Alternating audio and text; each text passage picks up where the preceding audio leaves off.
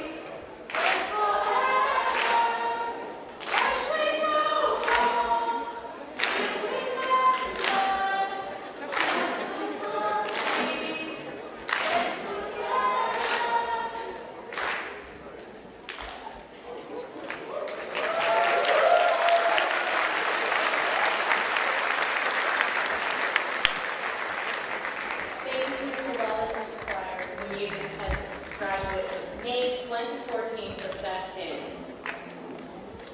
One little housekeeping item, you can ask people to turn off their cell phones for the duration of the ceremony. You can take pictures, we just don't want any ringing during the ceremony. Thank you. So, a very warm good morning, staff, platform party, family members, guests, and most importantly, graduates. On behalf of Columbia International College, I would like to extend a warm welcome to everyone gathered here today. My name is Kathy Chirangi, Head of Student Development here at the college, and it is an honor to be your Master of Ceremonies. I am delighted to share this honor with Tim Putt, Head of Senior School.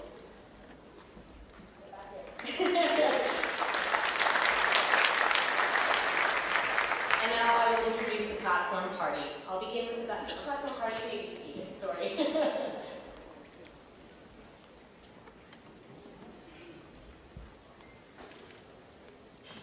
Starting in the back row, we welcome Mr. Jeff Teal, lawyer, Scarphone Hawkins.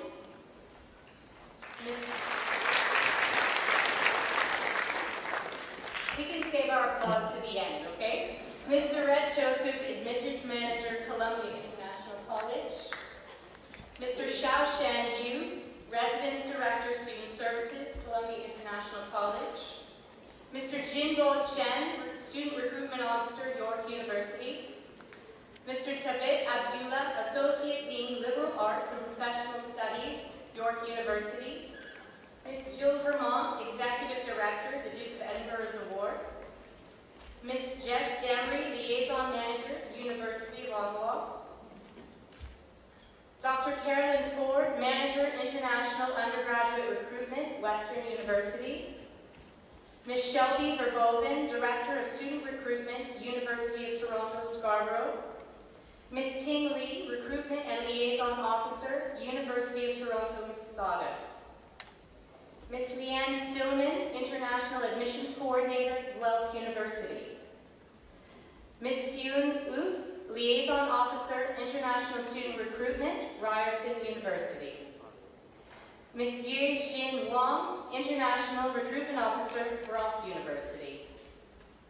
Ms. Gloria Song, International Recruitment and Admissions Coordinator, Wilfrid Laurier University.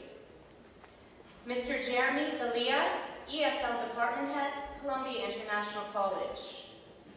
Mr. Dan Vasilou, International Admissions and Recruitment Officer, the University of Ontario Institute of Technology. And Ms. Sherry Thompson, Assistant to the Principal, Columbia International College. And moving to the front row.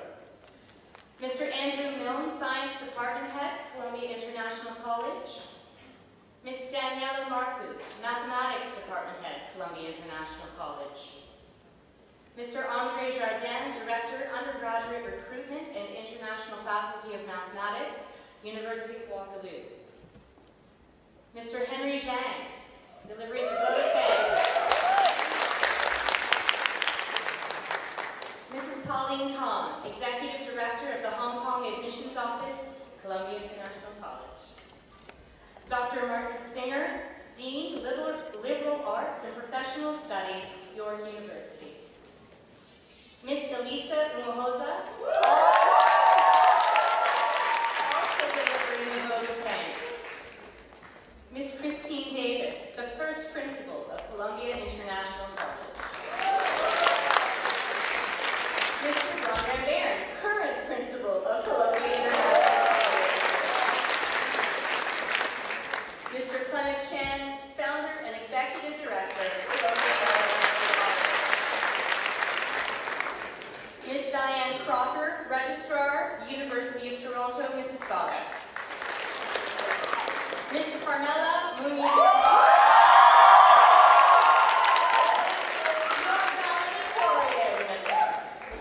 Dr. Campbell Davis, President of the Columbia International Scholarship Endowment Fund. Mr. Jim Campbell, General Manager, Columbia International College. Ms. Ping Tse, Liaison Director, Columbia International College. Mrs. Renuka Arun, Guidance and Business Department Head, Columbia International College. Ms. Nancy Baker, English Department Head, Columbia International College. And last, but certainly not least, Mr. Bert Susan, Arts and Social Department Head, Columbia International College. We would also like to give a very special welcome to the delegations visiting from China and Taiwan.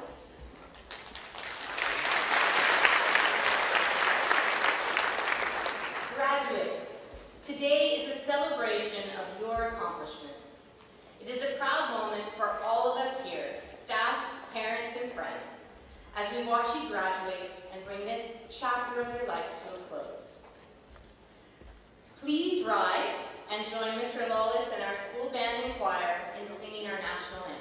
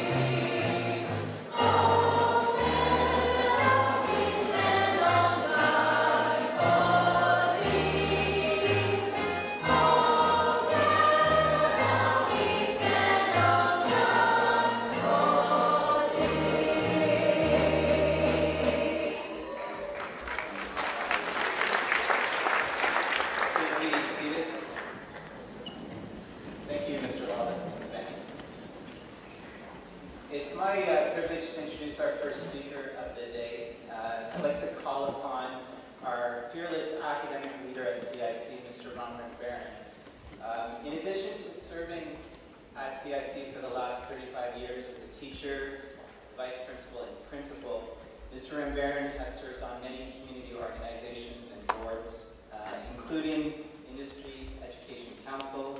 He was the founding director of the Hamilton Training Advisory Board. He was elected to be the private school representative for the first governing council for the Ontario College of Teachers. And in 2005, he received the Hamilton Spectator's Publishers Award for Educators.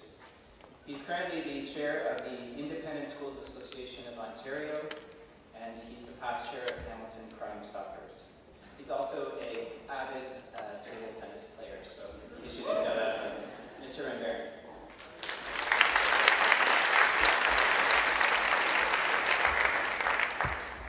Thank you, Mr. Clubb. Platform guests, parents, staff, special guests from China and Taiwan, and especially our graduates.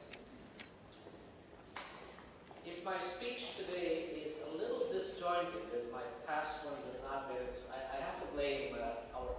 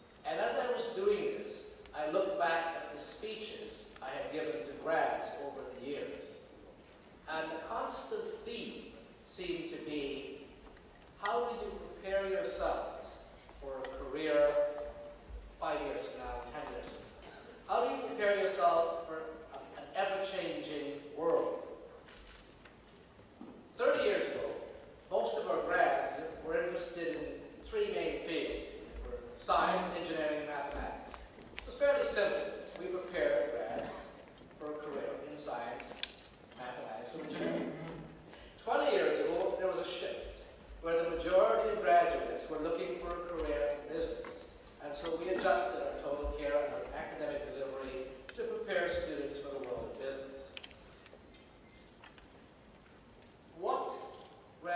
What careers are you going to face 5 or 10 years from now? So I did a survey. I went and I looked at what the futurists, the predictors, were saying. Futurist Thomas Frey says that whenever a column is written about the best paying jobs of the future, jobs like engineers, accountants, and computer systems analysts, they are all jobs that currently exist today. So many of these jobs will still exist in the future when you graduate. But every one of them will change as technology and communication systems make their impact. Grads, stop for a minute and consider how your cell phones have changed in the past 5 years.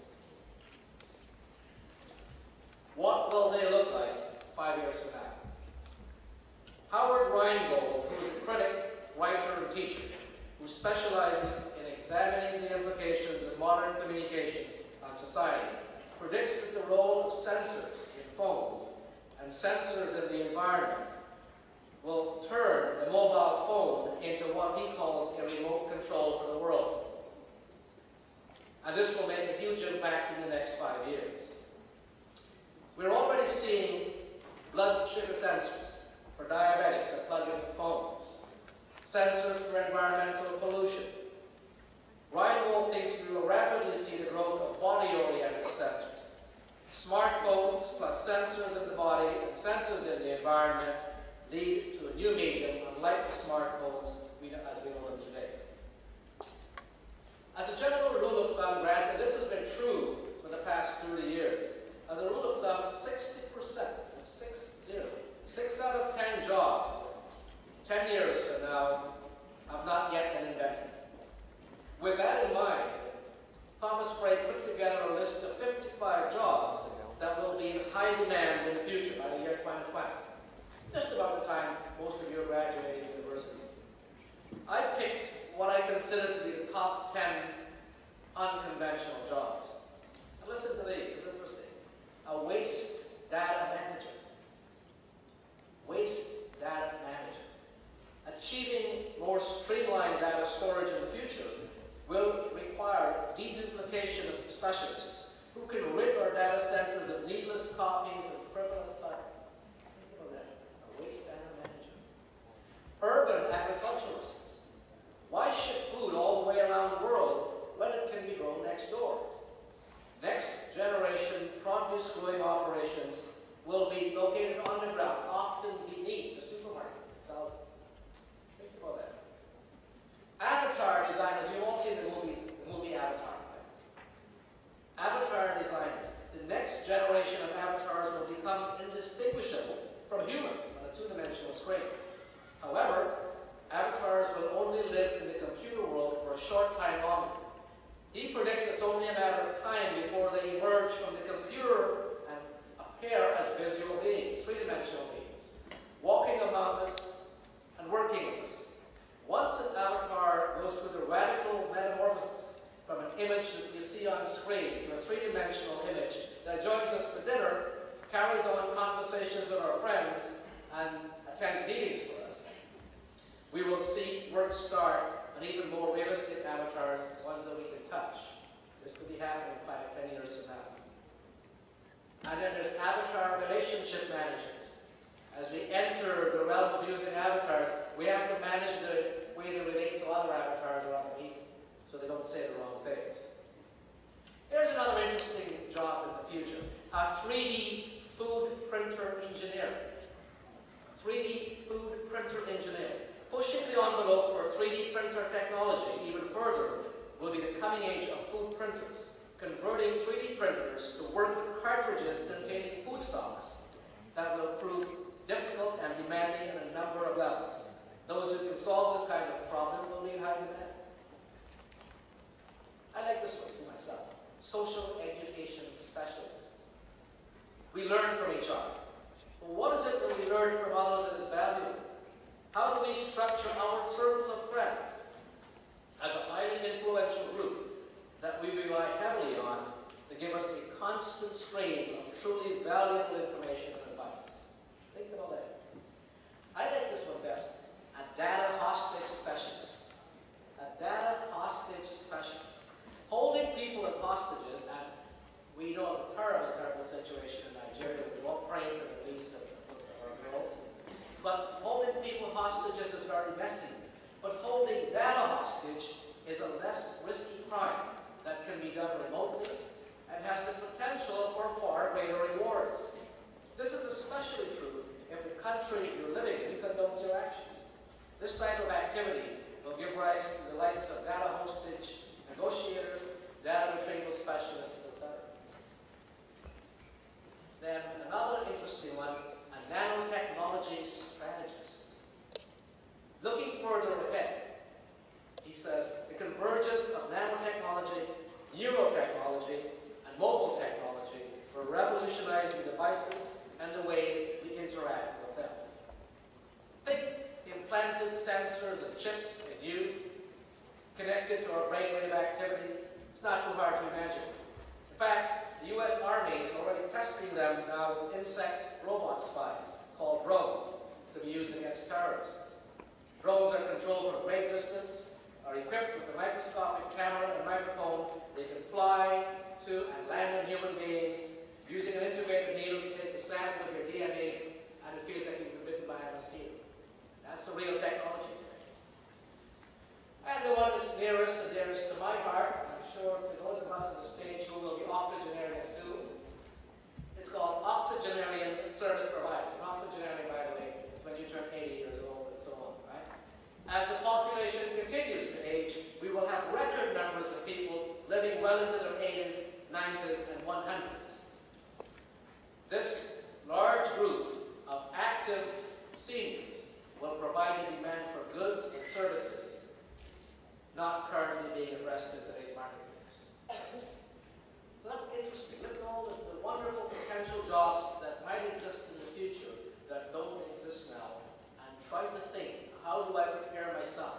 How do I prepare myself to take advantage of those jobs 5, 10, 15 years from now? The European Parliament and the Council, as far back as December 2006, recognized that there were 8 key competences that all new graduates should have in order to take advantage of the coming and fast expanding and changing world. And these are communication in your first language and possibly a second language. I believe CIC has helped you to do that. Mathematical competence and basic competences in science and technology. Again, CIC has prepared you for that, and you will continue to do this in university. Digital competence, learning how to learn, social and civic competences. Think about that. Social competence refers to personal, interpersonal, and intercultural competence. It's linked to personal and social well-being. I believe you have learned that, or started to learn those types of competences at CIC. A sense of initiative and entrepreneurship. And as a principal, I think this is an area we've started to work in, and we can certainly do much more in the future to develop a sense of initiative and entrepreneurship among our graduates. And finally, cultural awareness and expression, which again, you have started to learn at CIC. Grads, these key competences are all interdependent, and the emphasis in each case is on critical thinking, creativity, initiative, problem solving, risk assessment, decision-taking, and constructive management of feelings. Grads, you had a lead, you had a head start in developing these competences at CIC. I urge you to continue to do so at university. Best of luck in the future. Thank you.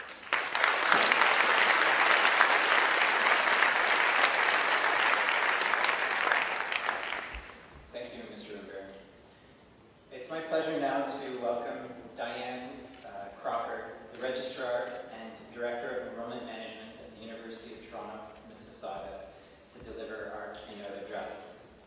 Ms. Crocker obtained her master's degree in biophysics from the University of Toronto. She's worked in the secondary education sector for nearly 30 years. First with the Ontario Ministry of Training, Colleges and Universities, and then at York University, and most recently at the University of Toronto. In 2003, she was appointed the Registrar and Director of Enrollment Management at the Mississauga University of Toronto. And since that time, that campus has doubled in size. And when we were speaking earlier, she told me that the campus continues to grow at a rapid pace. She served as a chair of the Ontario Universities Council on Admissions and on numerous educational task forces and advisory boards. And she's been a guest speaker at numerous professional conferences. So please join me in welcoming Ms. Diane Crocker.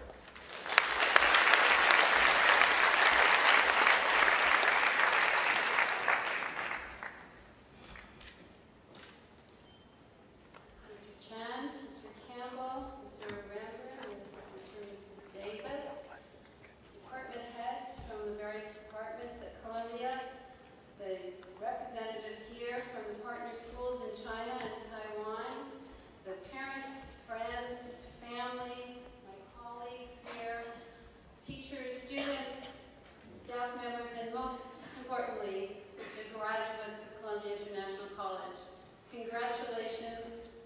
This is the 35th anniversary of a graduating class at Columbia. Well done. Congratulations to all of you.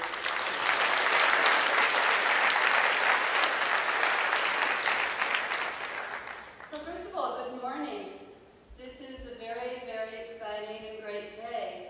It's a great day for those of you over on my left because you're graduating from high school after many years of hard work. It's also a great day for me because I get the privilege of sharing the celebration of such an important event with you. And it's a great day for everyone else here in this room because of the role that they have played in helping you to be successful here. Your parents, your family, your friends, they've all watched and coached you as you went through your high school years. And it's not exactly an easy thing you've done. I think you have to give yourself a pat on the back. Most of you have come a long way to study here at Columbia International College. And in doing so, you've had, in many cases, to learn a new language. In many cases, you've had to figure out our Canadian culture, and there are some interesting things to figure out about Canadian culture. And you've had to learn about different food, different ways to get around. It's a big challenge to go to a different country to study. But the other thing is you've had the opportunity to enjoy a real adventure in your education. And that's probably the most important thing that you can remember about coming to Columbia International College. Making new lifelong friends, those people that are your friends both up here and around the room, will be your friends for life. And you will be able to keep in touch, much more so even than we were able to in my day, because they're connected. They're right there in your pocket, and you can stay in touch with them in so many ways. But studying and learning and living in a different culture has made your educational experience much more than just reading, writing, and arithmetic. You've learned some very, very important life skills. And learning that second language is not a really, really easy thing for those of you that are in a second or maybe even a third or fourth language environment. So I know Columbia has offered you an excellent supportive environment for you to learn, and I congratulate everyone here on the stage who has offered that to you. I want to share a little anecdote with the parents here today. About 9 years ago, it's 8 or 9 years ago, my son went away from Canada to study in Austria. And 9 years ago, we didn't have texting. And I'm a very technical person, but we didn't have texting. In fact, once he got on that plane to go to Austria, they told him at the university where he was going to study in Austria that he didn't need to bring his computer. So he went without a laptop. Can you imagine sending a child away to school without a laptop? He went without a laptop, he went without a cell phone, and off he went to Europe. And he said he was going to live in residence at a particular university and everything was under control. And all I could do was watch when he logged in to MSN, which was one of the old-fashioned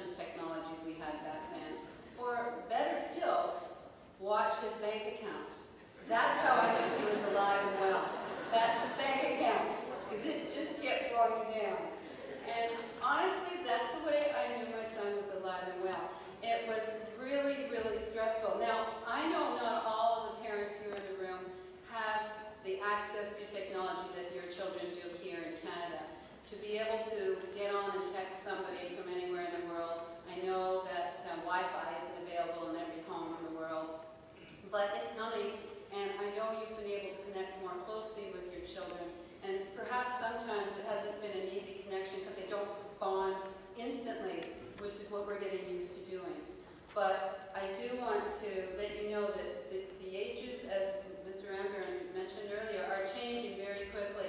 And now as they move on to university, you know that you will be able to keep in touch with them. You can Skype them, you can FaceTime them, but I can assure you the best way to know they're doing well is still going to be that bank account. Hopefully they'll go to grocery stores. So make sure you keep track of where they're eating and make sure it's reputable, let me just tell you. Okay, so let me just give you a little history about Columbia International College and the University of Toronto, Mississauga. It was mentioned that I've been there now almost 11 years. And on June the 5th, our graduating class of 1,200 will include 100 students from Columbia International College. It will also include about 20% of the students at the UTM campus are international students from all over the world. So those 100 students are going to continue the experience in universities, in many universities in Ontario, where they will be meeting more international students, and you will be making even a broader circle of friends. It is going to be a very, very exciting time. I currently have 213 new U of T students from Columbia last year, and 100 of those are at University of Toronto, Mississauga. Some of my colleagues on stage will have just as many. So we're really proud of the Columbia International College students that we receive. And I think it's important for you to know that many of them come with entrance scholarships. So in terms of coming to U of T, getting a U of T degree, and at my campus spending time with deer and turtles in a really wonderful green space where there are absolutely no distractions. It's important that the parents know that if they are coming to U of T Mississauga, there is no distractions to their studies. You will be studying, and you'll be with your friends though. So it's a close relationship, and I look forward to receiving another large group of Columbia International students in September. If you're wondering, many of us haven't finished making our offers of admission, so don't panic if you haven't heard from all of us, because it does take us a while to get through all the applicants. So the other thing that is important at this point, we all talk about getting those basic facts out of high school and the experience that you've had in high school. But once you move on to university, there is a real opportunity for you to study what you love, what you are good at, what you want to study. So we're going to step back a little bit, and we're going to ask you to make some decisions on your own. You're going to study what you're good at, because then you will do well. And in all honesty, if you're staying in North America and studying at a North American university, no matter what you study, if you do well there, you will succeed. And that's the important thing to know. You need to study what you love. I always say to people when they're coming to parent nights on our campus, if your son or daughter hates calculus, please don't send them into a commerce program. It's going to be mathematically based. There are other programs for people who hate math, because we don't all love math, although so it's really important that you now select from the offers of admission that you got, the place you want to go, and the program you want, because you will love it. Please keep that in mind. There are other benefits right now to coming to a university. Most of them will help you become a well-rounded individual, no matter what you choose to study. They will also help with the opportunity to explore another new world, subjects you have never taken before. You will find out about things that you never even thought existed. So it's important for you to have an open mind coming to university. It's not going to be the same. And there are a lot of people at university to help you. So this is a little message for parents, but a big message for those of you who are graduating. It's at this time that everyone needs to start reading everything we're sending to you. You need to take advantage of all the transition programs that are in place to help because we're measured on whether our students graduate.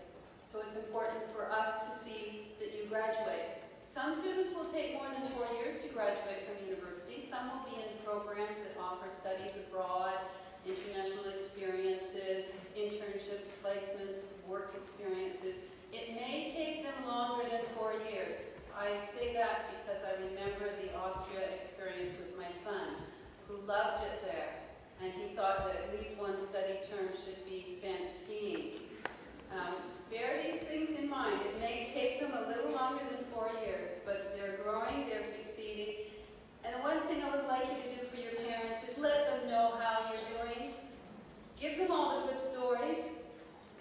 And share the other struggle stories, because there will be a few. It won't be perfect, but share with them because they care about you, they love you, and they want to help you succeed. So when you come to university, there's going to be an office for students who have disability issues. There's going to be an office for students who want help with careers. There's going to be a residence office and in housing. There's going to be somebody to help you if you're a little lonely. Not that I think any of you will be lonely based on your experience. You might need to help some of the other kids that are there though. So please take advantage of all the services that are available and start right from the beginning. That means you have to look at when these programs begin and arrive at the university when they're expecting to you. Not 2 weeks late because mom and dad decided to give you a present of a trip around the world or anything. We want you there on time, ready to study. We'll help you if you get sick. We will help you if you get struggling with a particular course. There are lots of people there to help. So I want you to remember that. As a graduate of Columbia International College, you've been well prepared. And basically the future is at your doorstep. There's a lot of opportunity for you. At the university, one of those challenges will be to remember, again, to do something you love, something you're truly passionate about, and use that as your guide to find success in all aspects of your life.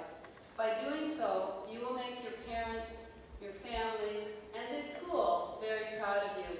And most importantly, you will be proud of yourself. And that's the key to lifelong success. So I wish you success, congratulations, and good luck.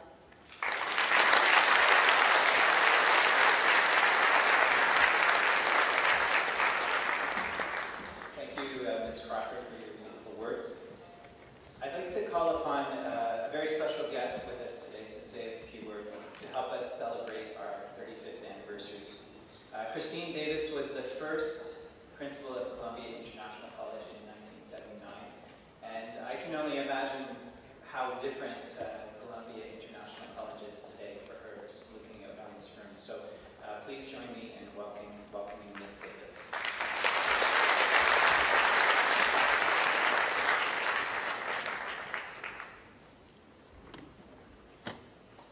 I'd like to be a little closer to this side. This is the special side.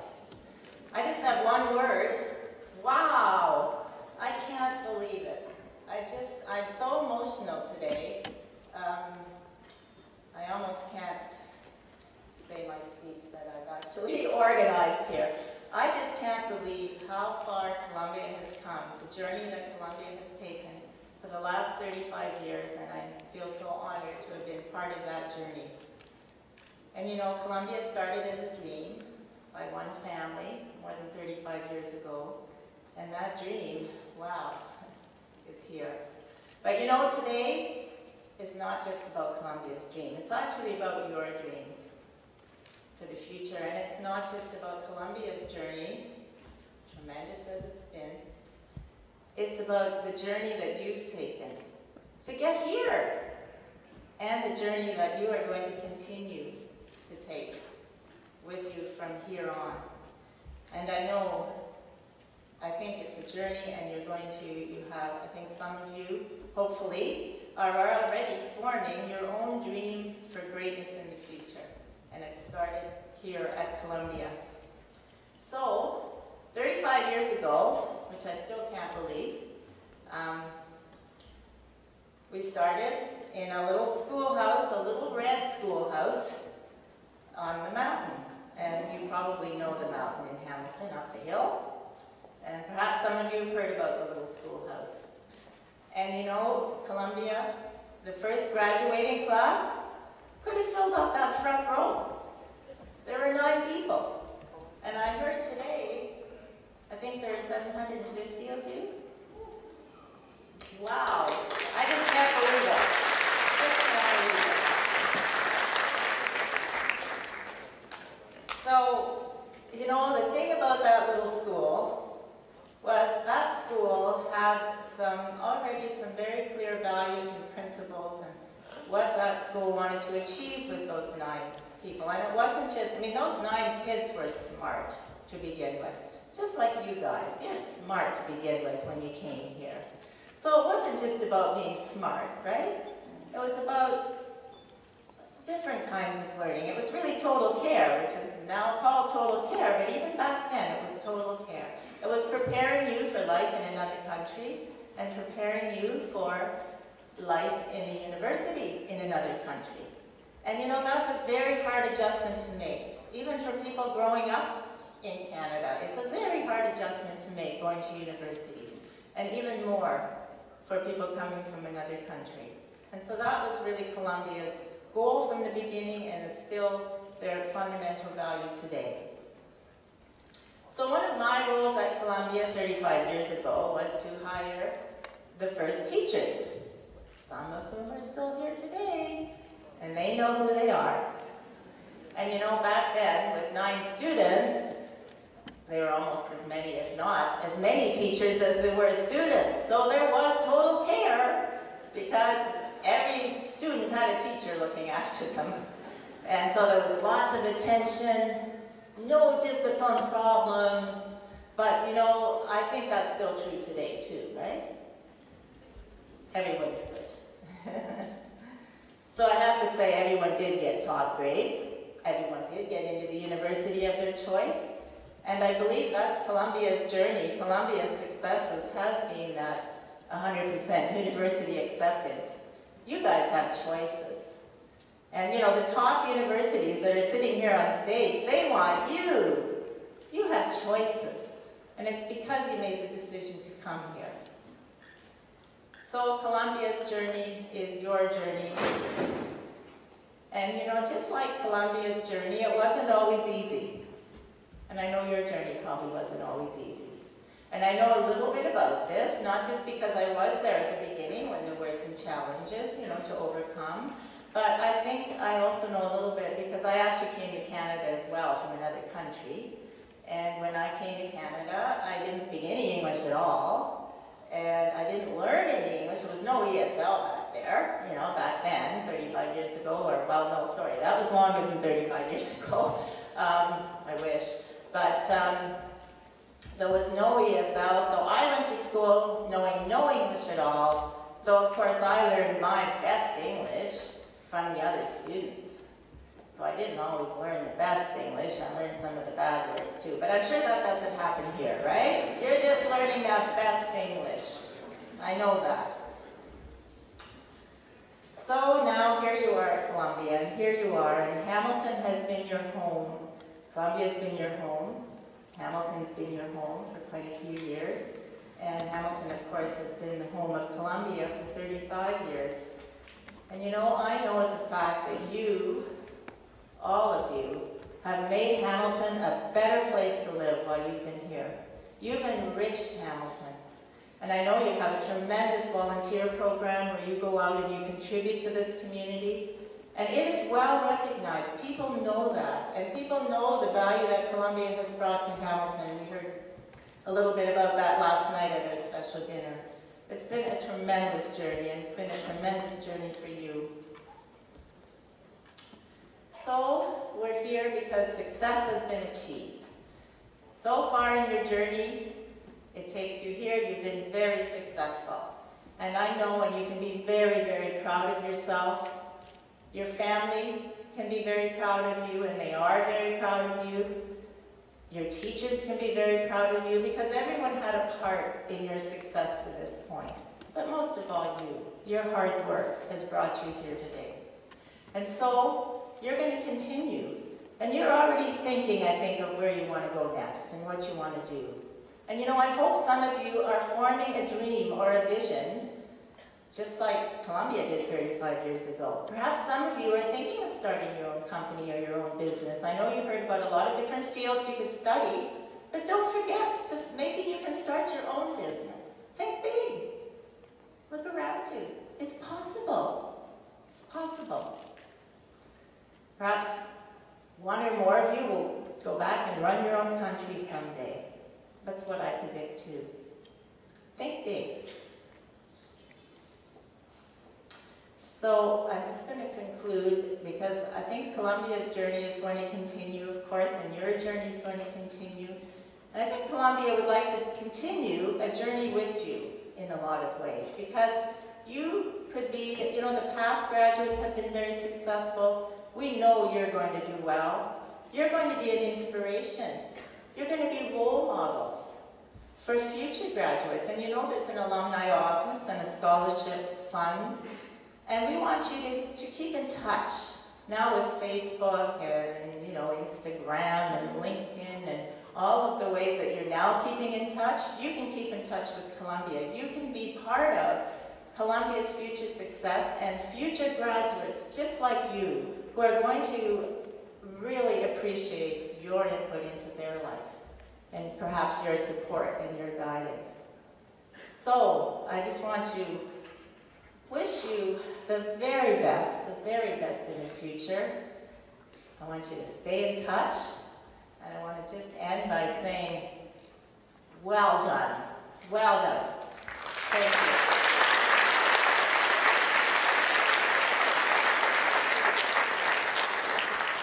Thank you, Ms. Davis. We'll now begin the presentation of the diplomas, and I'll ask the audience members, you can refer to your program.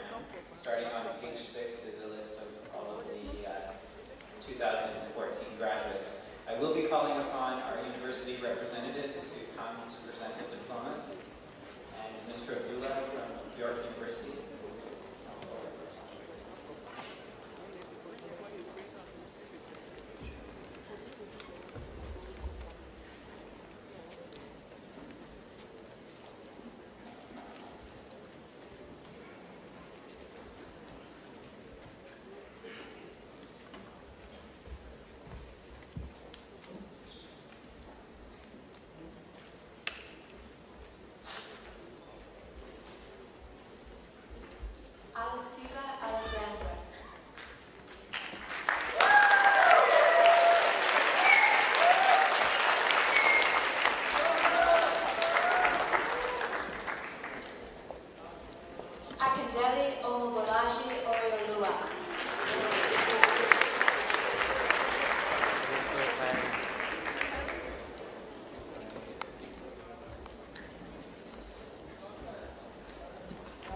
Dharma Divina.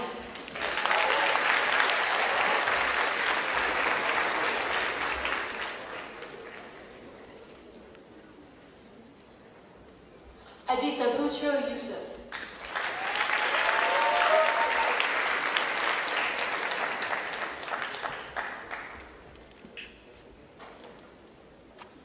Al Wallace Hock Hang.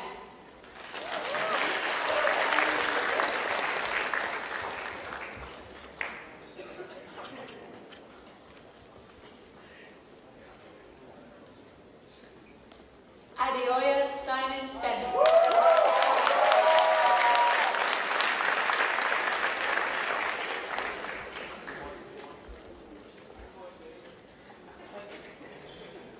Adigan Rukaya Tamarada.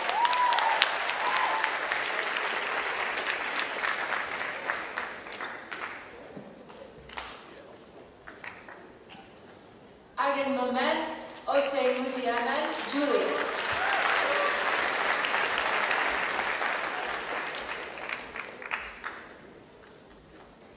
Adi Calvin Ni Lante.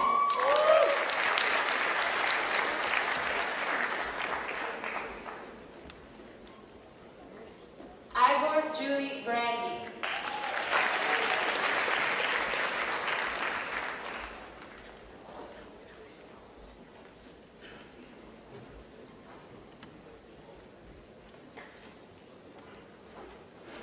Adebawale Adateo Bolarimai.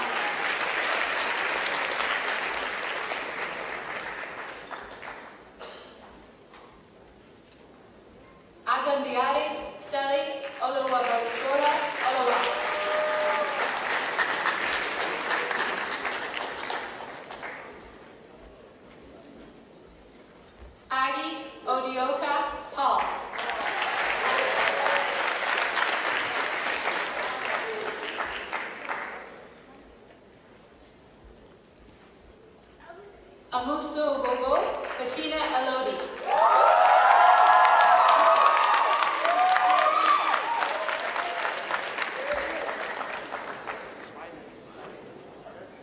Ajaye Abusede Elizabeth.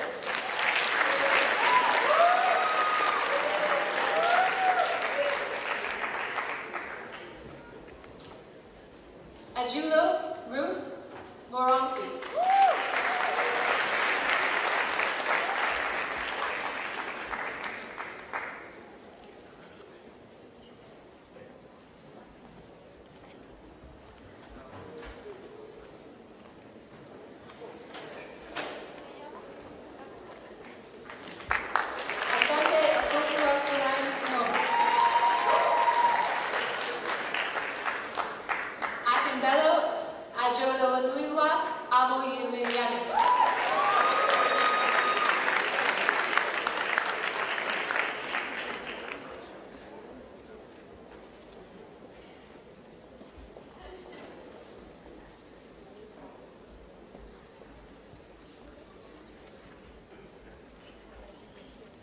Anya Ahi Izine Doris.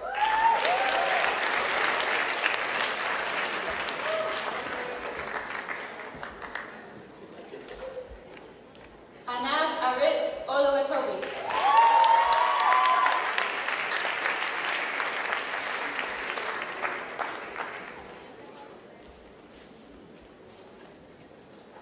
Alawode Sophia Oluwabusola.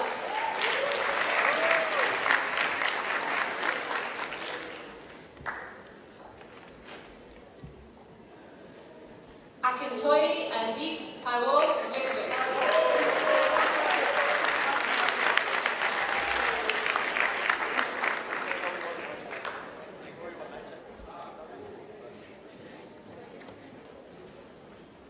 Babak Anastasia.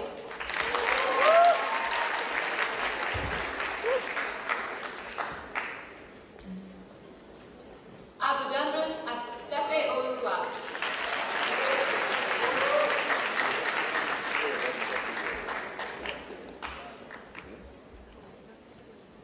Ademei Olusola Morankin Keji.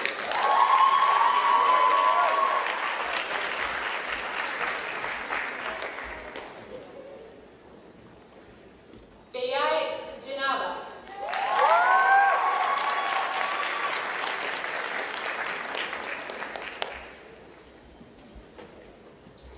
Boateng Ahelma Aqua Wansu.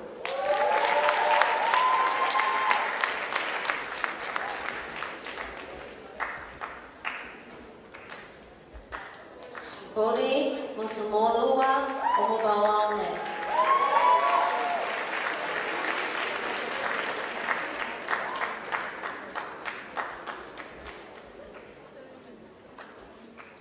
Bengawan Melissa.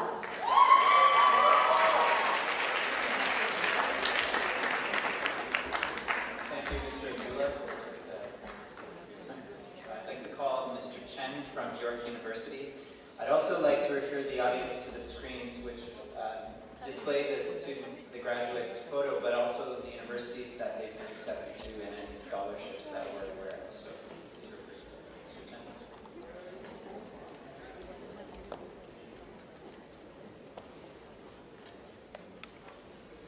Banuwa Wijaya Maria.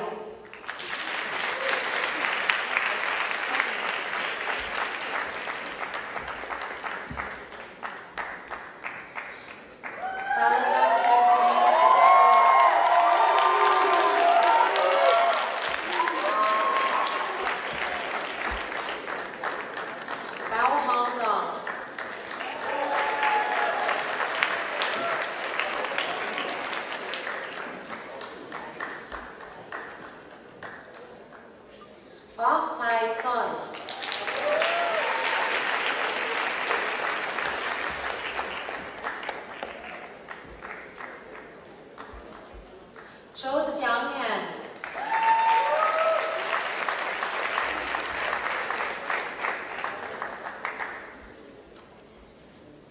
Choi Shin.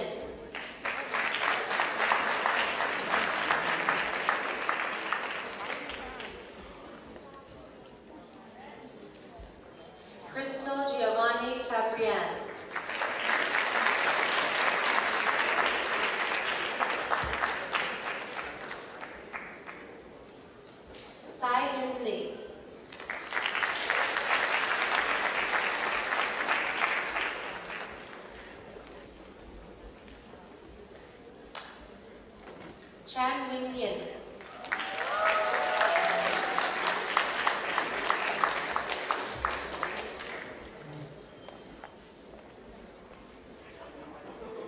Sui Mohan.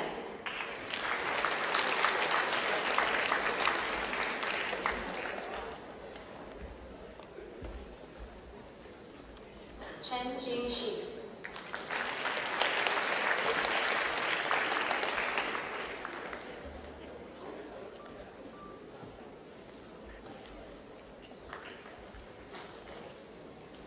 Chan Ho Nguyen.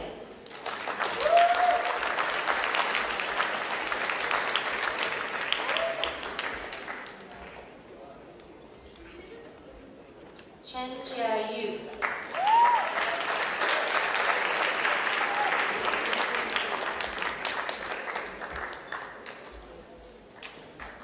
Xia Ying Qian.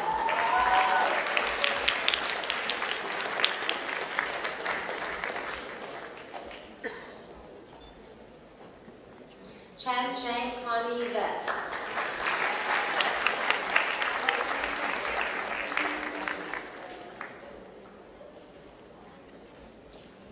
Chen Jiaxin.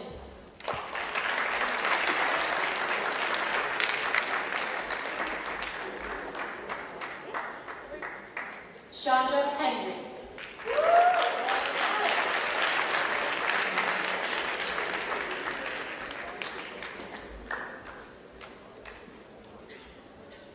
Chen Tianyuan.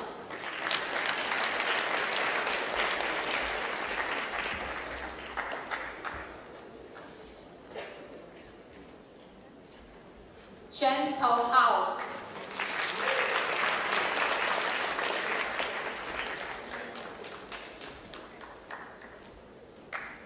Cao Yuan.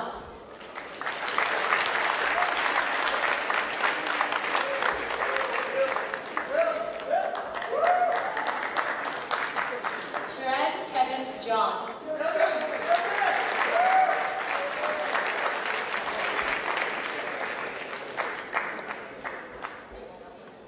Chen Ren.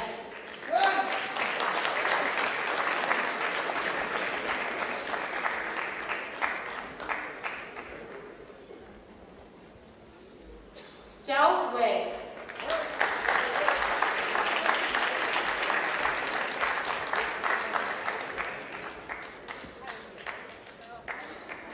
Cheng Chen Chia.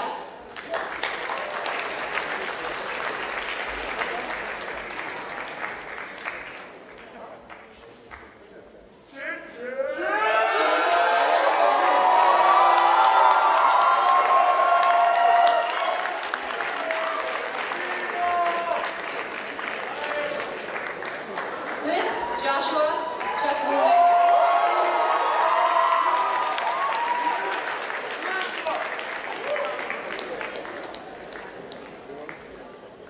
Jen Jashi.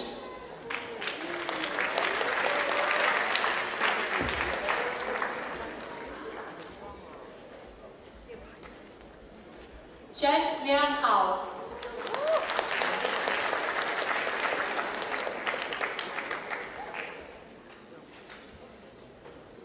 Chandra Ivan Erawan.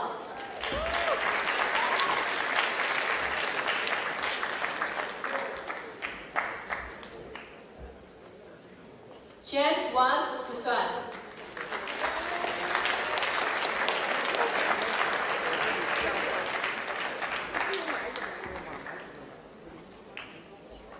Sui Zi Tong.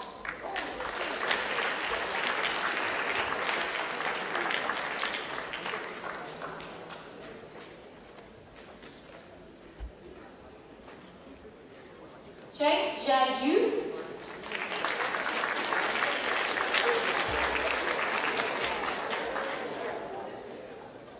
Chen Shui-Hui.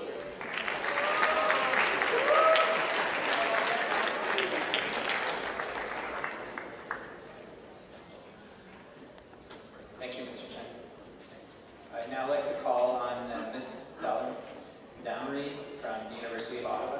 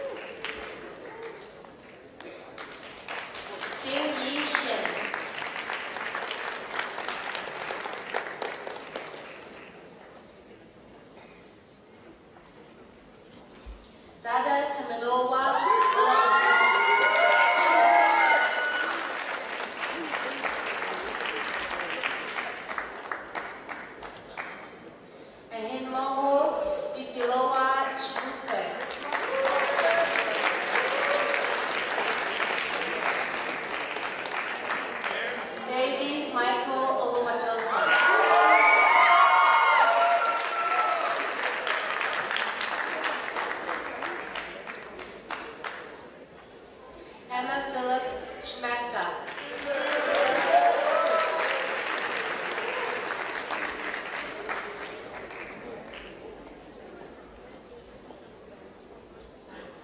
Anama Susan.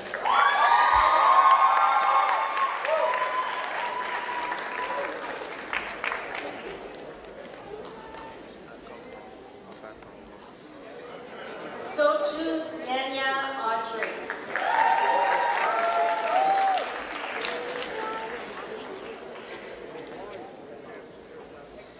Ekwiozowo Enuma Chikodili Deborah.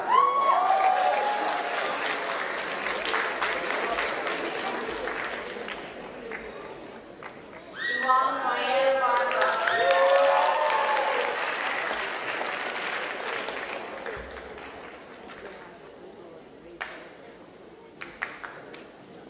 Valerie Rachel Owen Coleman.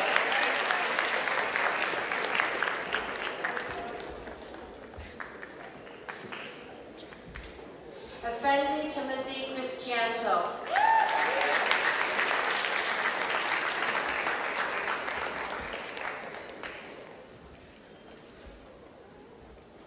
Fuji Anthony Ryu.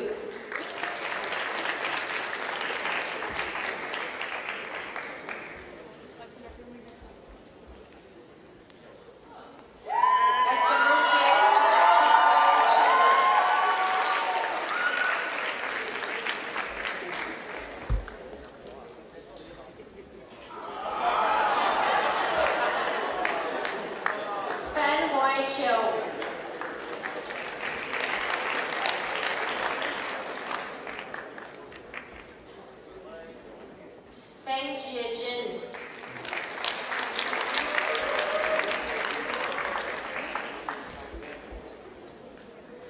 Feng Tian.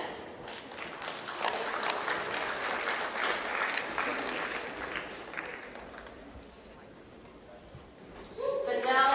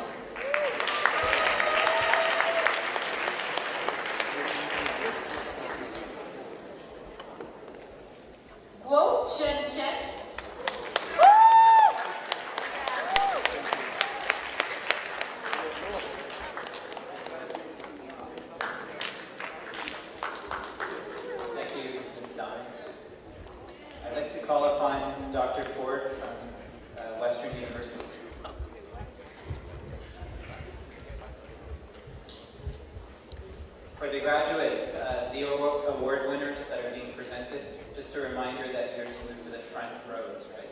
So please make your way there. Chufei.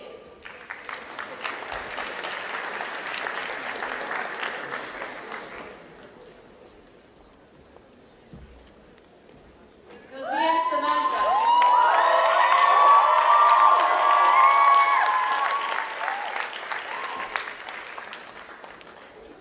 Gu Wei Kai.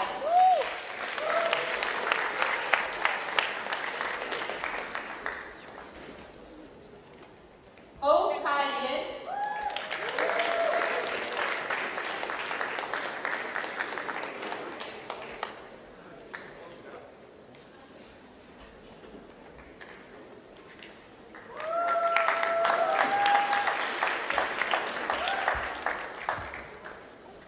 Wo Si Yuan.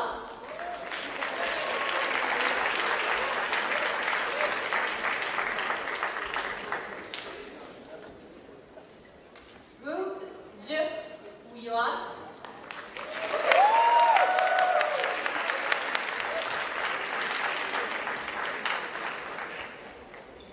Hutchison Abigail Aisha.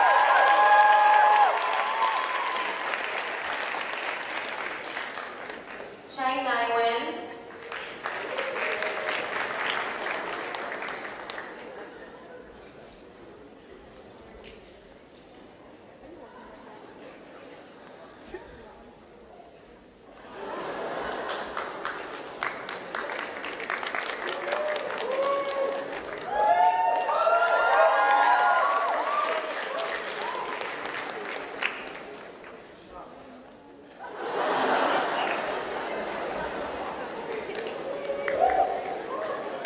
Huang Yu Chin.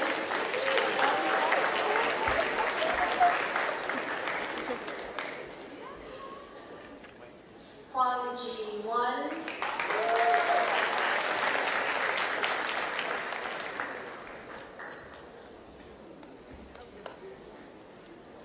Huang Hai Bu.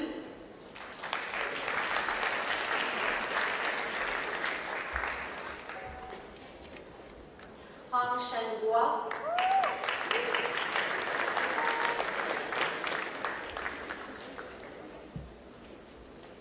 Huang Kai Chen.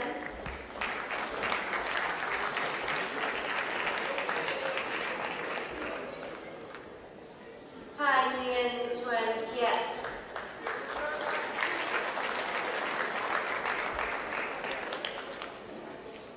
Hu Qian Hui.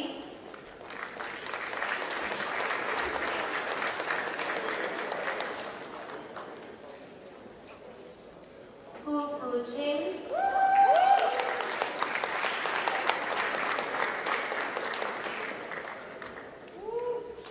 Huang Yuan Chi.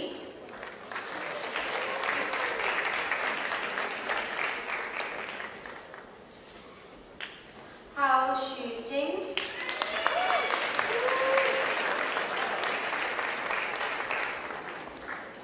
He Yu.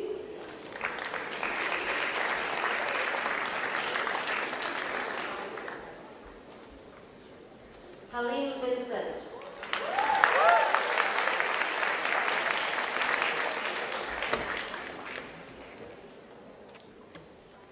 Idowu Bello Ayetunde.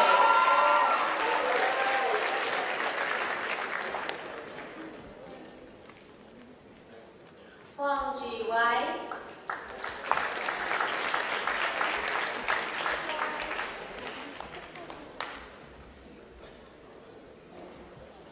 Irwan Ivania.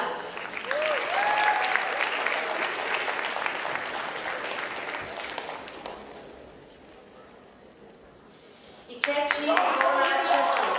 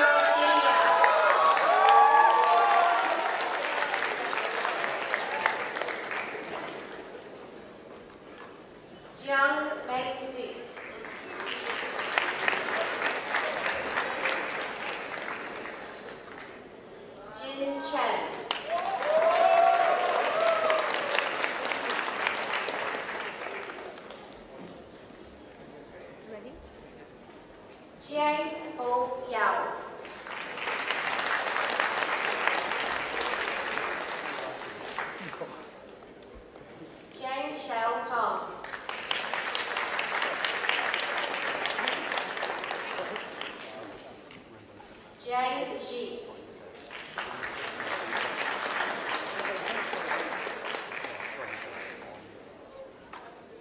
Ji Yin Hao.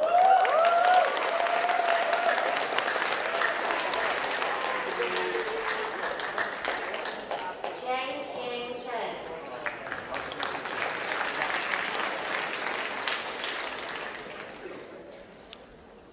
Jiao Yang.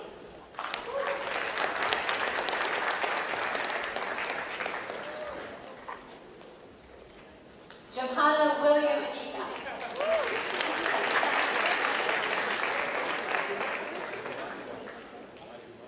Thank you, Judge. I'd like to call upon Ms. Lee from the University of Toronto, Mississauga.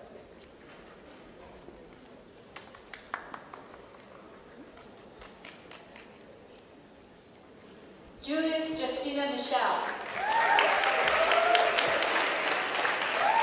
Jimo Oluwaseyi Ojoro.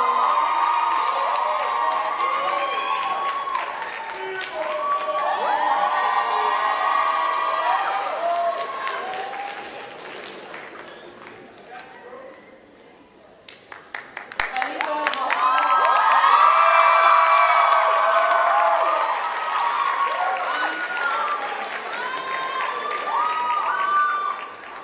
Covidianto Beligi.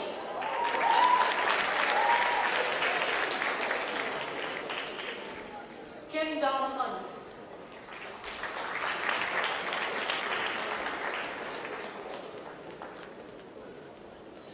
Kalu Oyedikashi Chimuwayana. Tio Ebelinari Olotoye.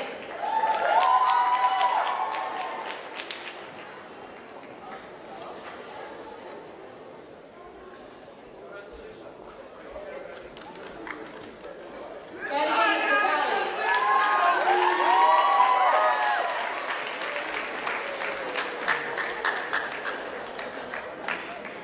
Kalim Abdullah Nasir.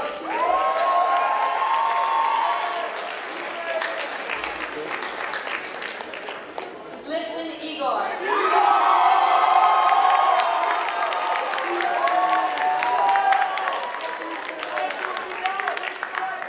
Kushner Karina.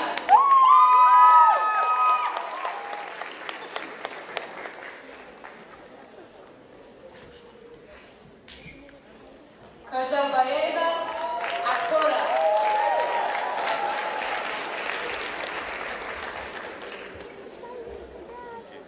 Koladi Oluwadinola.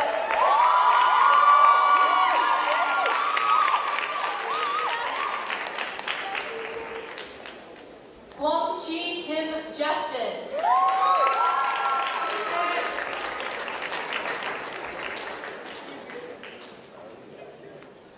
Kelinova Elizaveta.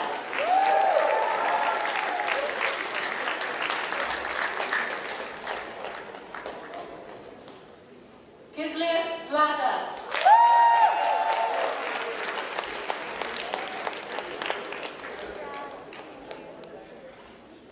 Kruglova Ekaterina.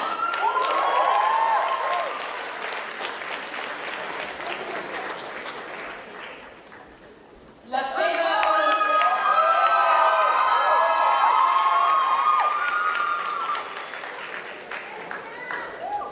Lao Hoi Ki Angela.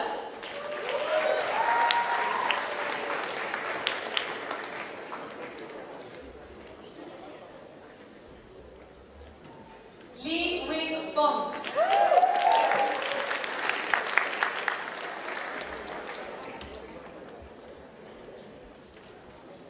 Lian Jiamen.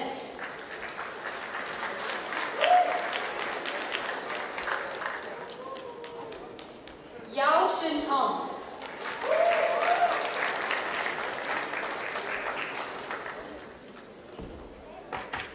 Lin Ro Jing.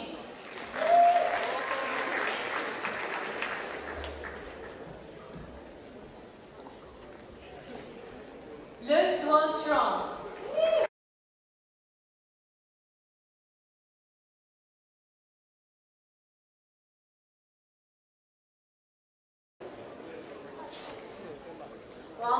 千气。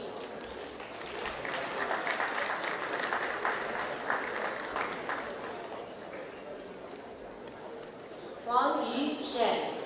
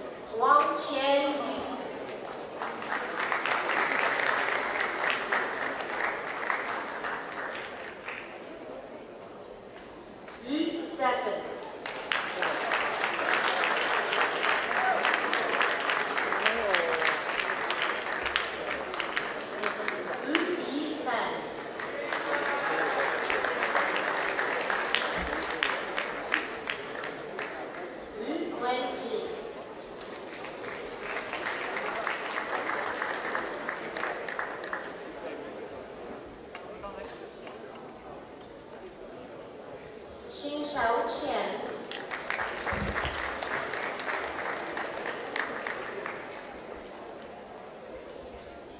齐与齐，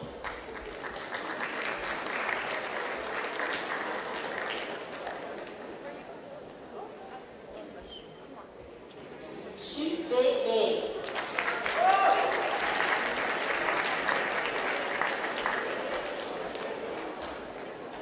徐俊凯。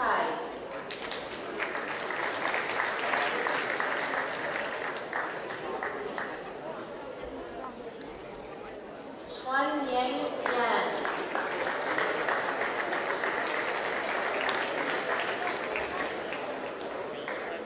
徐文文，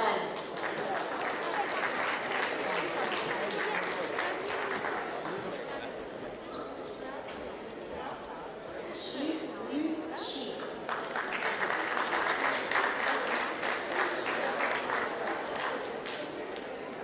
，Thank you,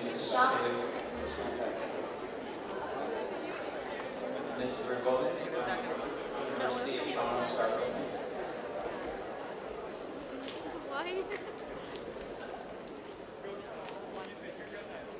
尚文豪，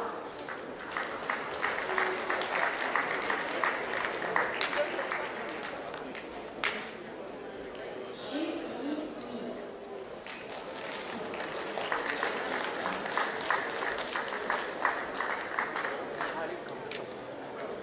怡维琪，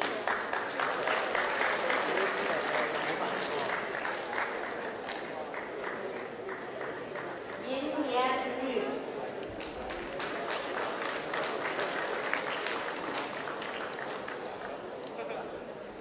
杨希雅，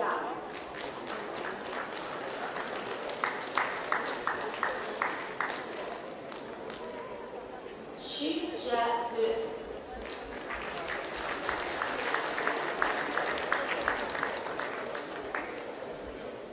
袁英庆，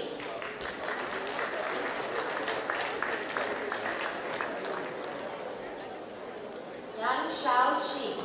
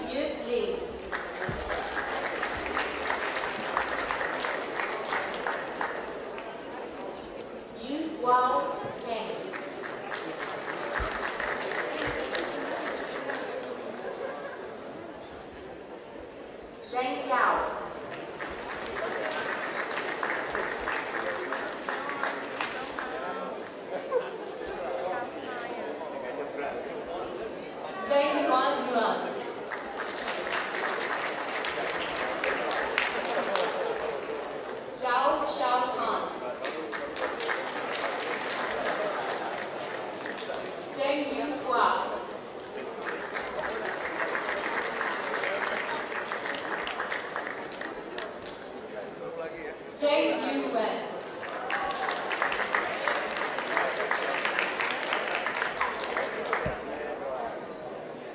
Zhao Zhaoden.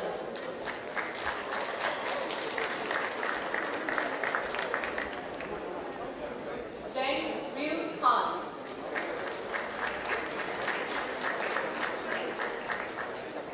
Zhang Yu Han.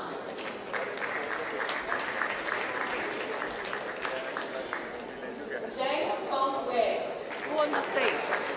Get some scholarship. How's Peggy? Zhang Bo Han.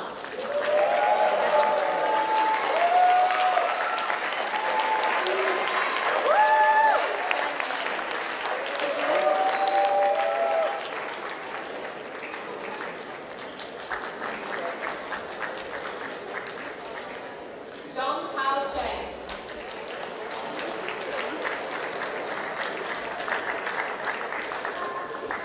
Zhang Yu Wei.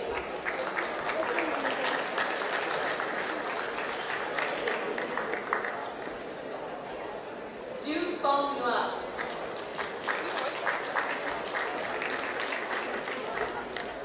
Zhang Ziwei.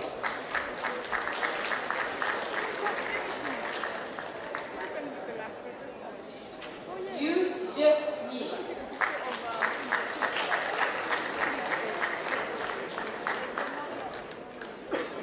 Zhang Yi Meng.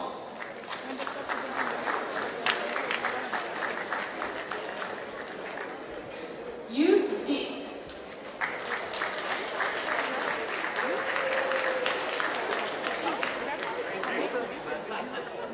Zhang Haoyan.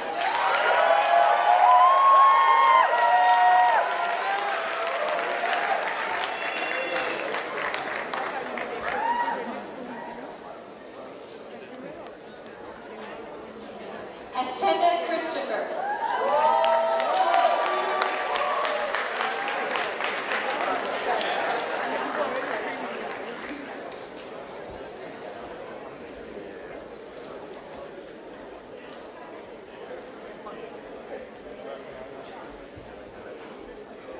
Thank you, Ms. Verboten. I'll now call upon Mr. Van Baren to present the certificates to the Tech and UDAM students, and Ms. Victoria to call their names.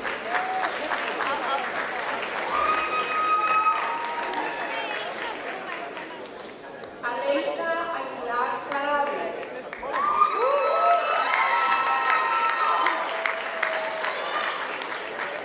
Cristina Cabrera Abundis.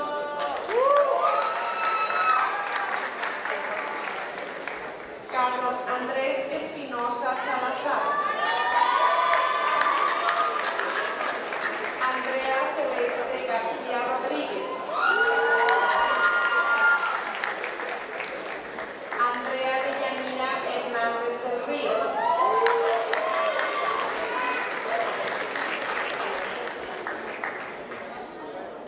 Paloma Ibarra Olmedo.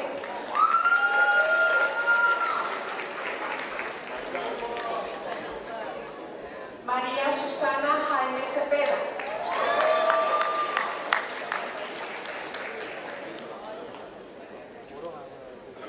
Carlos Eduardo Jiménez Chávez.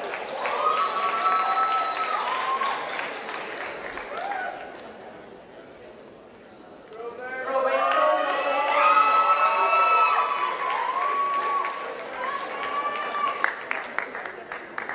Didier López Jiménez.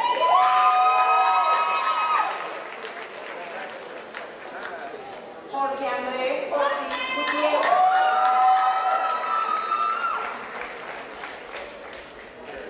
Fernando Perea Arenas.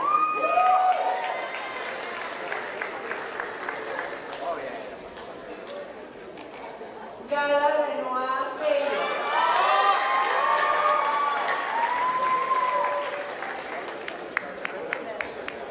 Chantal Villarámbulo.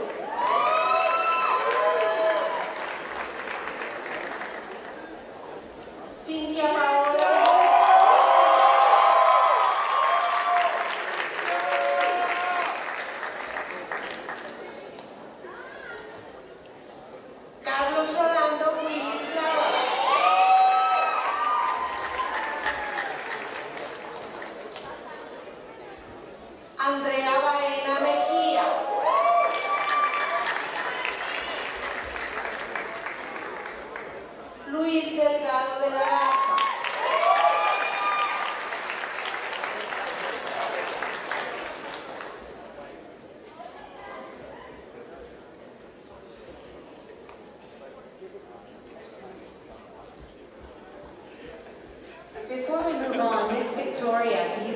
on the stage, we would like Mr. Chan and Mr. Rambaran to give you a very special token of appreciation for all the hard work that you've done with both the students from Tech and UNAM. Miss Victoria, please.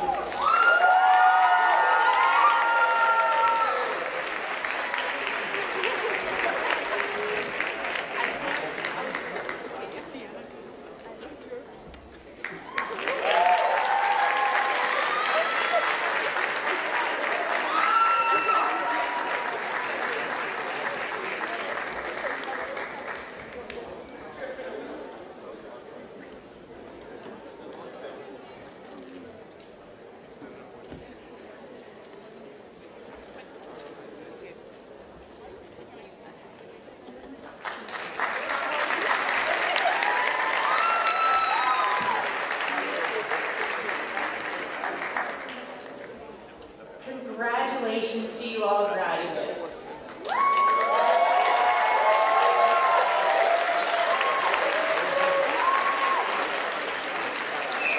Enjoy this moment and a sense of accomplishment.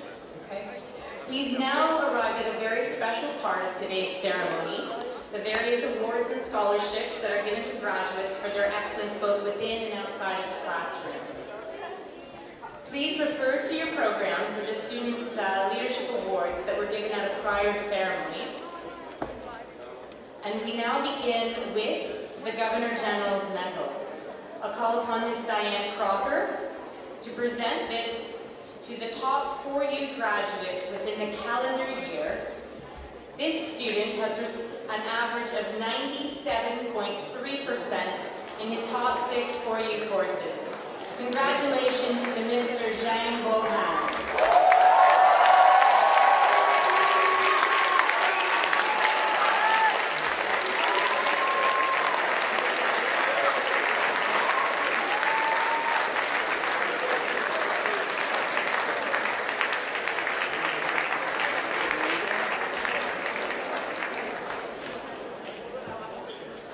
I'll now call upon Ms.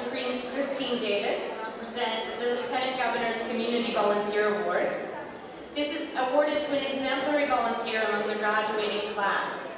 This year's recipient has had a huge impact both in CIC and the local community. We are proud to acknowledge Ms. Selena Yanjing Lang for over 500 hours of community service.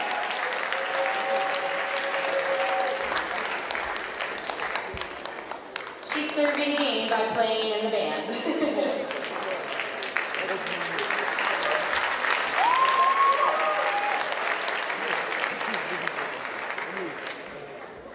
I'll now call upon Mr. Rambaran to present the Principal Scholarship. This is $3,000 awarded to the top student with the highest average in all of her 4U courses. This year's recipient, with an average of 98.5%, wow, is Ms. Jin Yu Liu.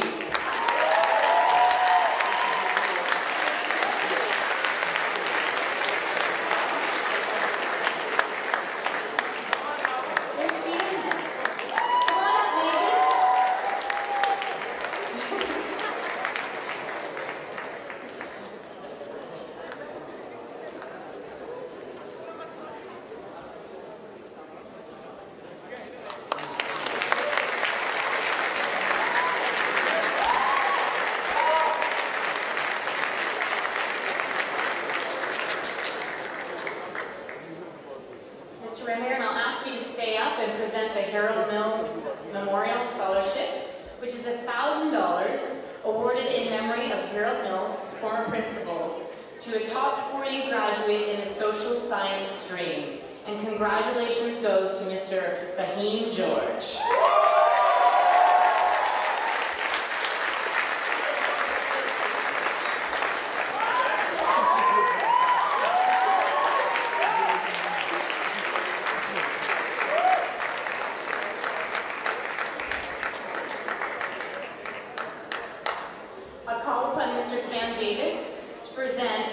The Chan Patechka Memorial Scholarship, which is $1,000 awarded in the memory of Mr. Chan Patechka, long-serving teacher and head of the business department, to a graduating student entering the business stream. We're proud to present this award to Ms. Yu Hua Zhen.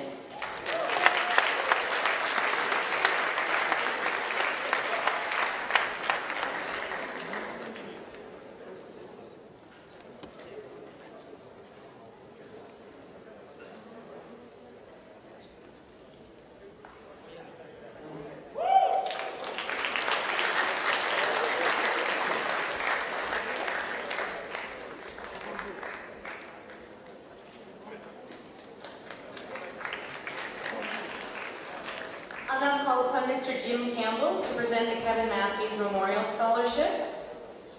In memory of Kevin Matthews, Maintenance Manager at CIC from 1995 to 2010. The Kevin Matthews Memorial Scholarship recognizes a graduating student who has demonstrated leadership and service to the CIC community and overcome personal hardships and challenges and shown excellence in achievement. Miss Selena has definitely left her mark on this school. Her infectious optimism and willingness to help anyone in need is an inspiration to us all.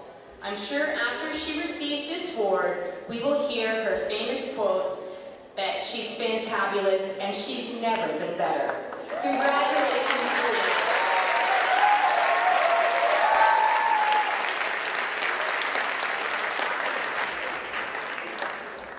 I'll now call upon Mr. Chan to present the Sylvia Park Memorial Scholarship.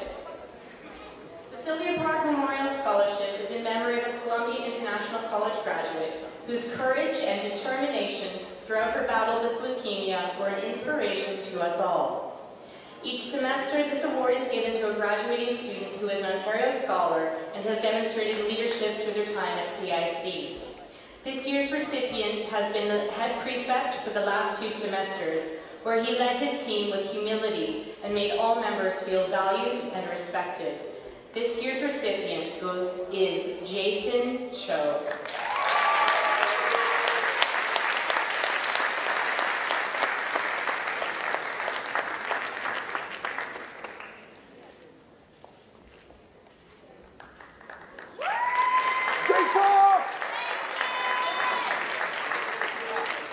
I'll now call upon Mr. Jeff Teal to present the Scarfo and Hawkins English Proficiency Award. This is a $500 award given to the most improved 4-year graduate in a senior English course. This year's recipient is Ebelamari Oluwatoyin Kio.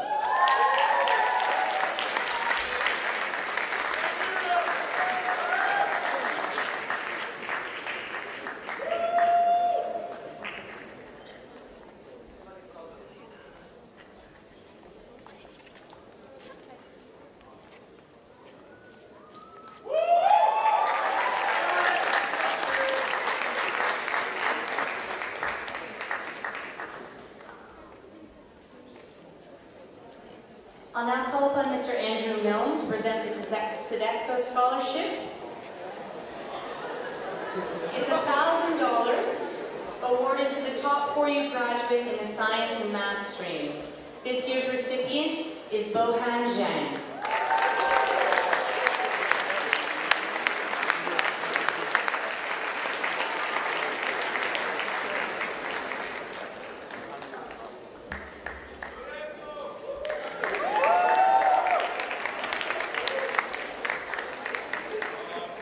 I'll now call upon Mrs. Renuka Arun to present the Derwent Jones Barkwell Chartered Accountant Award. This is a $500 award awarded to the top students in 4U accounting, and this year is a tie. So the award goes to both people, Ms. He Yue and Ms. Yuan Zhang.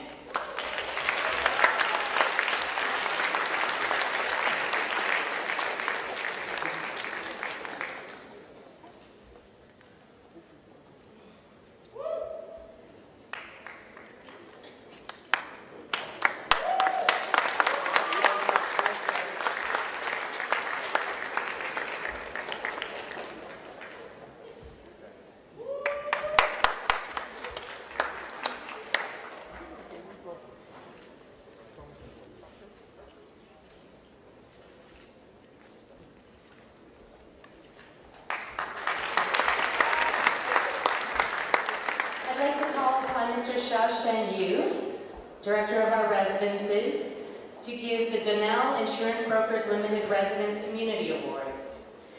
$500 is awarded to graduates in each of our residences that has made a significant contribution to the residence community. Each residence nominates a student that has made a positive difference in their residence, and these students have all played a major role in the mentor program where they welcome new students to Canada and help them transition into their new life here. From Oak Hall, we'd like to call upon Mr. Bohan Zhang Henry. From Arlington Hall, we'd like to call upon Xiao Yang. From Pine Hall Girls, we'd like to call upon Angel Mutuyimana. From Linden Hall, Lian Jian. From Pine Hall Boys, Tyson Bach. And from Crown Plaza, Zhang Chen Yang.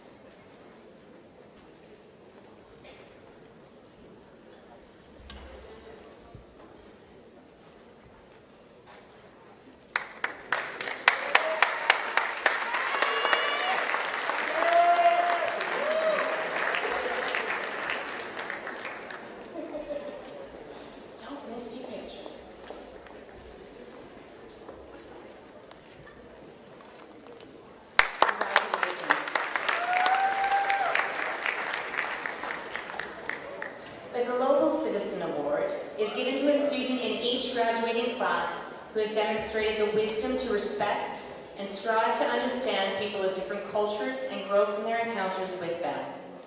Carmela, the graduating class as valedictorian, has done just that.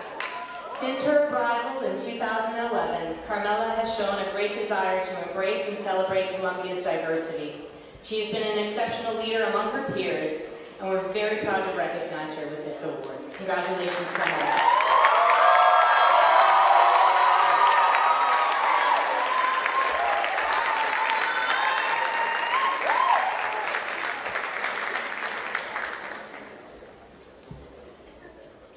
I'd like to call upon Mr. Bert Susan to present the Fine Arts Award. This is a $500 award to the top 4U graduate demonstrating excellence in the fine arts. This is becoming a very popular person on this stage. Would Miss Selena Leon please come and receive her award?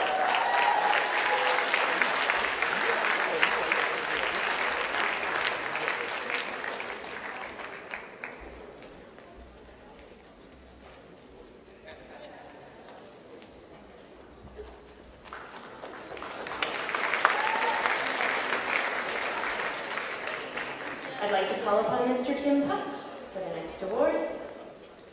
The Young ASEP Achievers Scholarship of Excellence.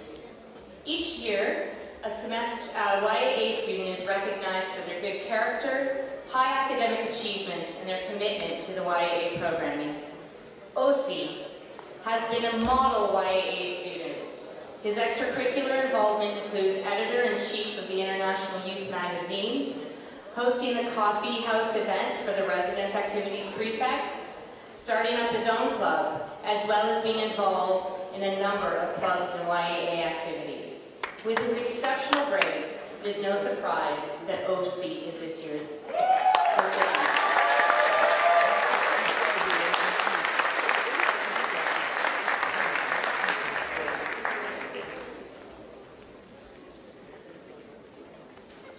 Now, there are a few continuing scholarships that we would like to present. There are some students here today that are being recognized for their contributions, even though they're continuing at the school. I'd like to call upon Mr. Jeremy Galea, the ESL department head, to present the first two awards. The Rita Boses Memorial Bursary goes to Mr. Yu Yuan Wang, and the ESL Continuing Scholarship goes to Ms. Wan Jing Li.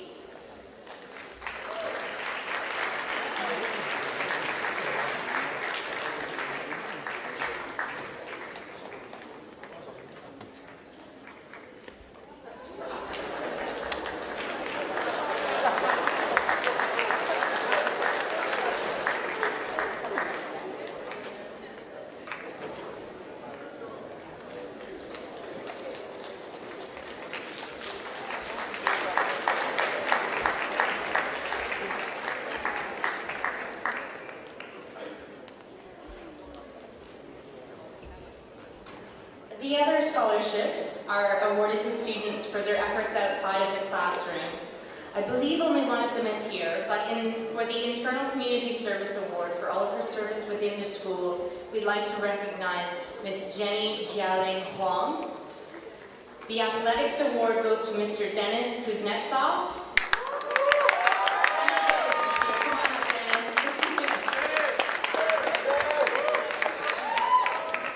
Dennis plays both varsity soccer, basketball, plus pretty much any other sport we have at the school, so congratulations to Dennis.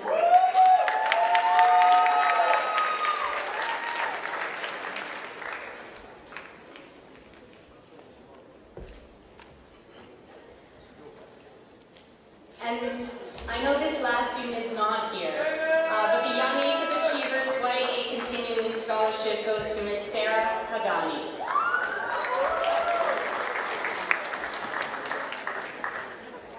Now we move on to the Duke of Edinburgh Award. This year, we are very proud to have 17 students who have completed the Duke of Edinburgh Award bronze level. What is the Duke of Edinburgh Award, you may ask? It is an international award for young people, and these students have been committed to developing themselves in all areas of their life. They have a component that they must fulfill under staff's direction, or advisor's direction. They must commit to developing their personal health and well-being, service to others in their community, developing their skills in an area that they've chosen, and they must complete an overnight outdoor camping expedition. In the group of students that are receiving this award tonight, we had some students that participated in a beautiful canoe trip that was very challenging, but the weather was good. And then we had another group of students who did a winter snowshoeing expedition in one of the coldest winters in Canada, and they slept outside. So we are very proud of all of you for achieving this goal.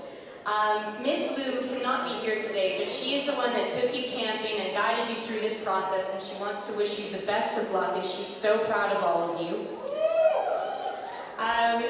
We are very pleased to have Jill Hermont here, the Executive Director of the Duke of Edinburgh Award Program, to present the certificates and pins to our recipients. So I will call them up. Miss Julie Agbor,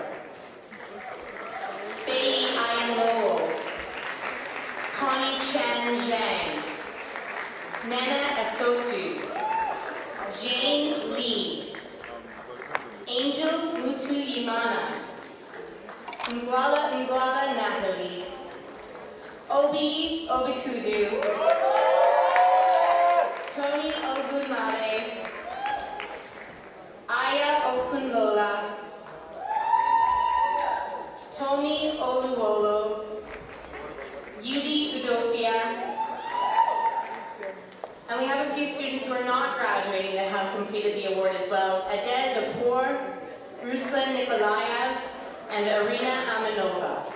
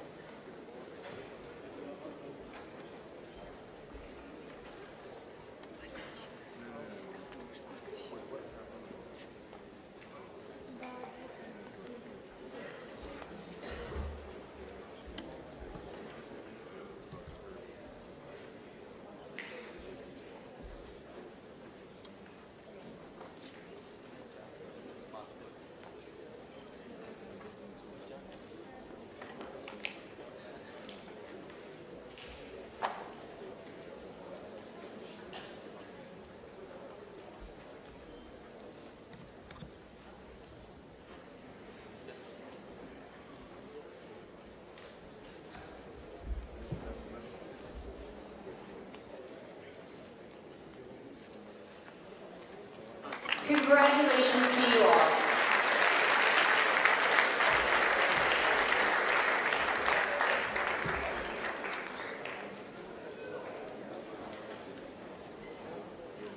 I just want to make one more before I pass it off to Mr. Putt again. But this year, we've had over 93 of our graduates perform over 80 hours of community service. That's amazing. So I'd like to congratulate all of those students for all of their hard work in both the CIC and the local communities.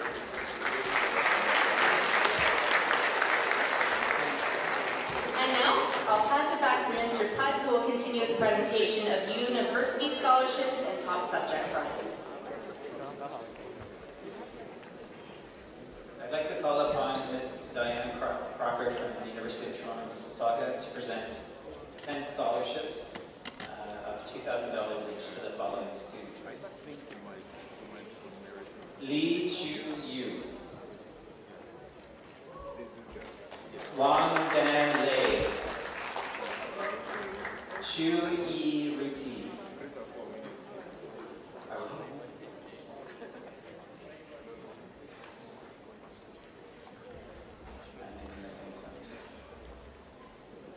Lee Jia Jun,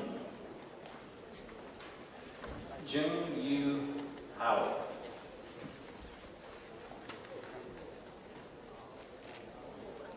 Lee Jun,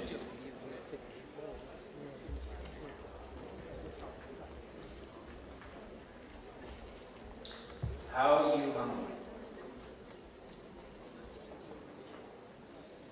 Jiyoung Zhao Tong,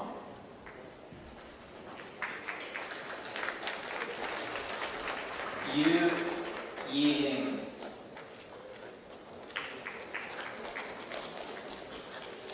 Liu Zuyu,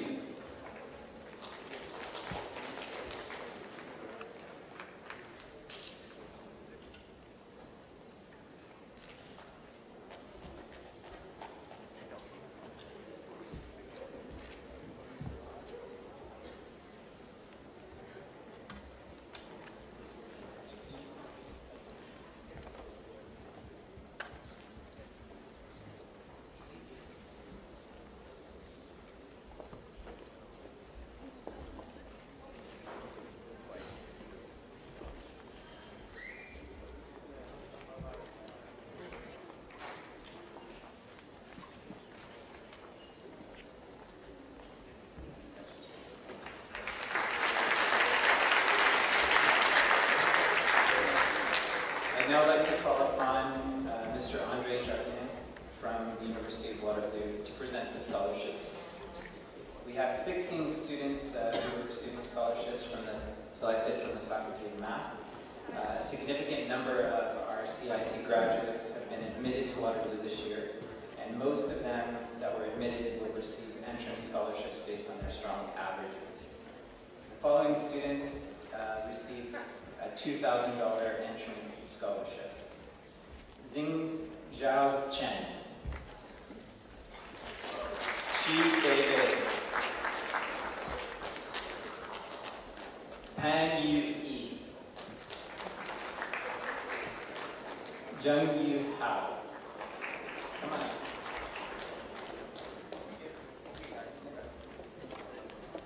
Hang Yu N T.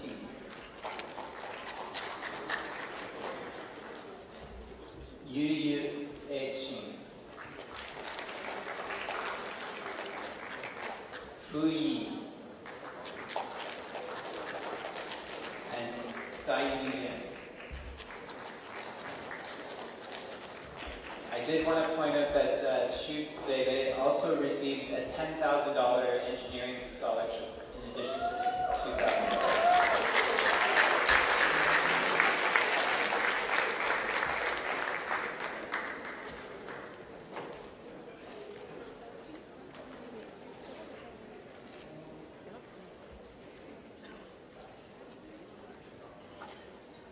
The following students received a $3,000 scholarship from the University of Waterloo. Liu Jiaxing, Han Yu, Liu Xingyu, Xuan Lingyan, Tian Yiran, Jia Jiandan,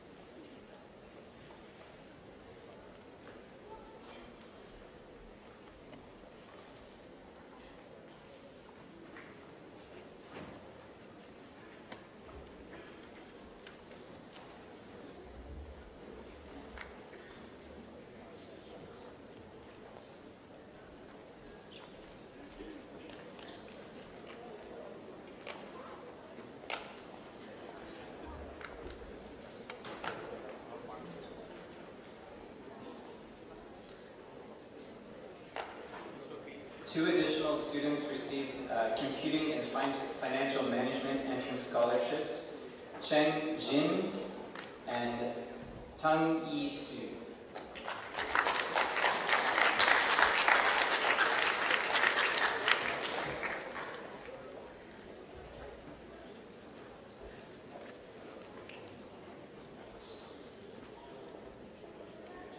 And we have 1 additional engineering faculty scholarship in the amount of $3,500, and that goes to Henry, who's sitting on stage.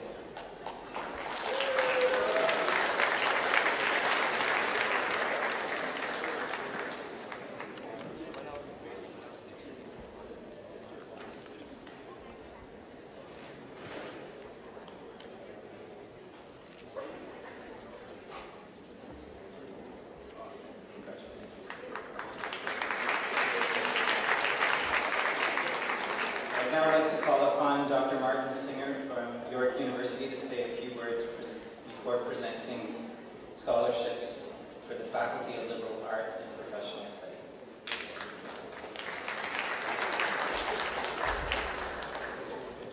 Thank you all very much. I know it's been a long ceremony, but I do want to say a few words. Mainly to my friend Clement Chan and his sister Pauline Kahn.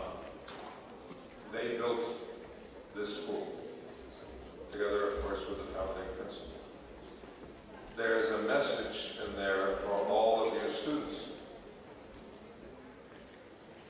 Don't be afraid to dream. Nothing is impossible. They started with 9 students, now they have 1,800 students. They started with students from 1 country, now they have students from 75 countries. You have to dream and believe in yourselves. And if you do, you will have a very fulfilled existence. On behalf of York University, I want to congratulate my friends for their significant accomplishment. Congratulations.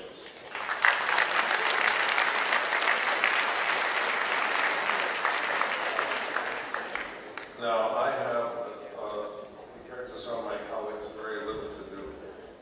I only have 3 scholarships to award here.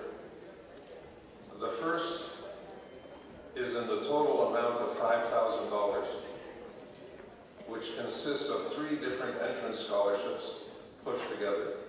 1 from the Columbia International College partner program with the Faculty of Liberal Arts and Professional Studies, the York University Entrance Scholarship, the Liberal Arts and Professional Studies Scholarship. Altogether $5,000, which I think is an accomplishment for Ms. Amani Marajia.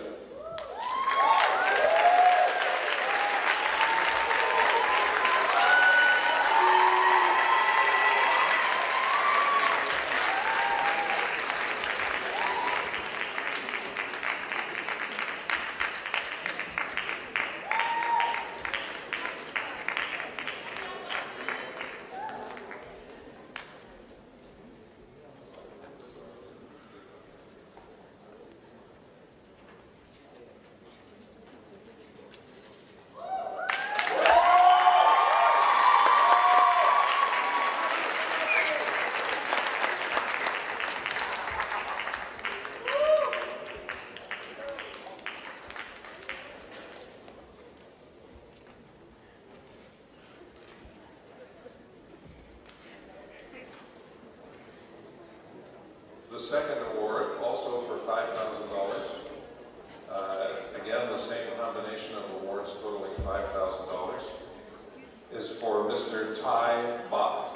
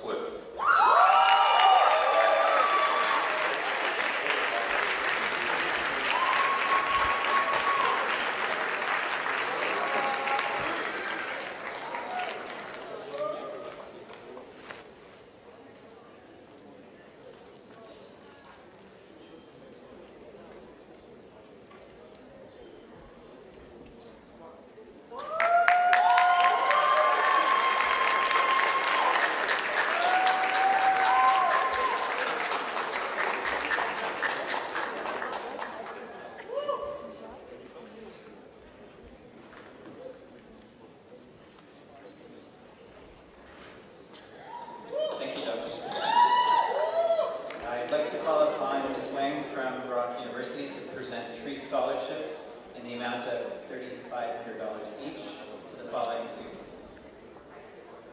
Yu Wei Jung, Ling Yan Xuan, and Li Dun Li.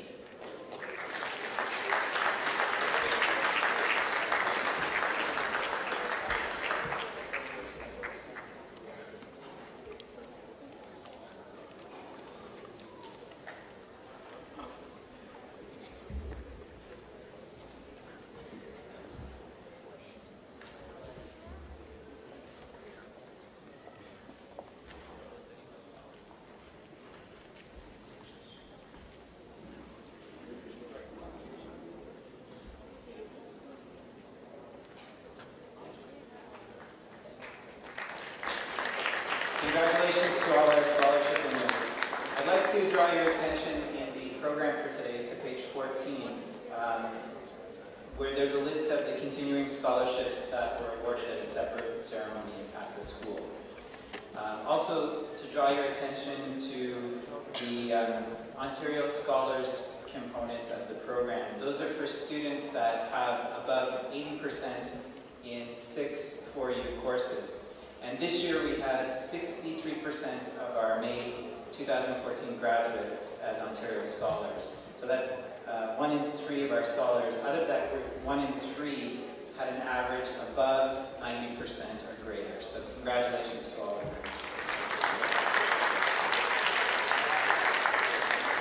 We'll now present the top subject prizes, and I'll call on Mr. Bert Susan to present the subject prizes for arts. So please come up when you hear your name. Beverly Wu for dramatic arts. And also Karen LaGrouse.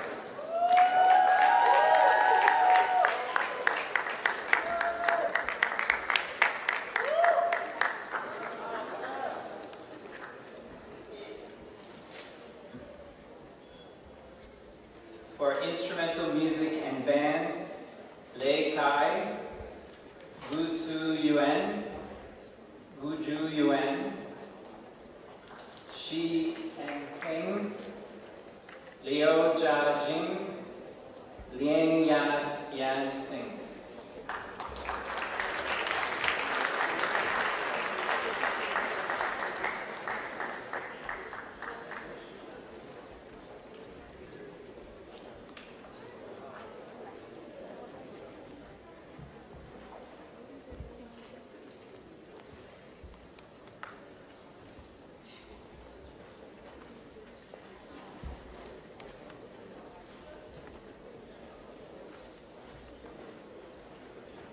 For vocal music, Chen Shu Wei,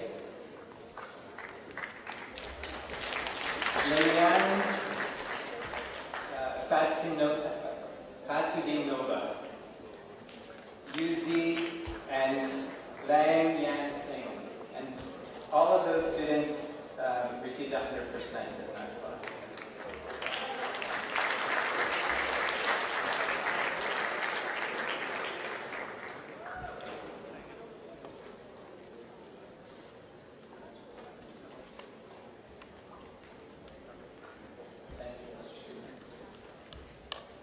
I now call on Mrs. Renuka Arun to present the top subject prizes in business.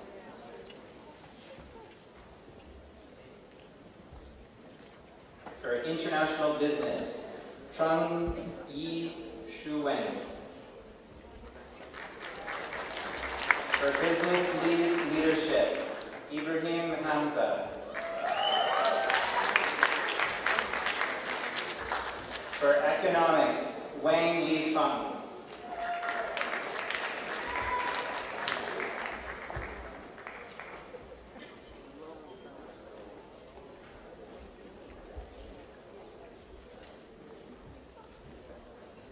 For marketing, Chia Ying Qian.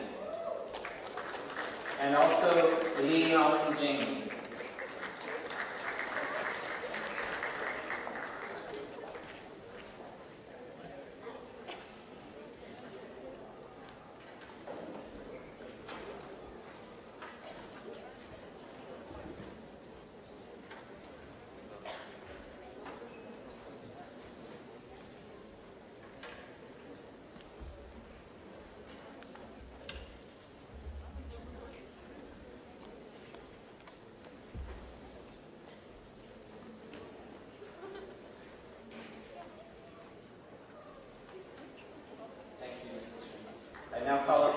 Mr. Andrew Milne to present the top subject prizes for science. For computer science, Liu Zhen Yu.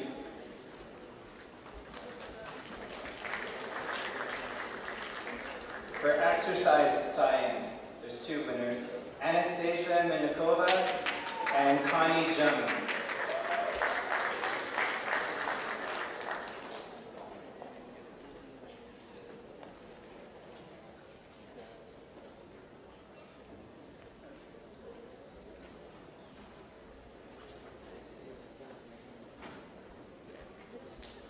For chemistry, Wang Lifeng.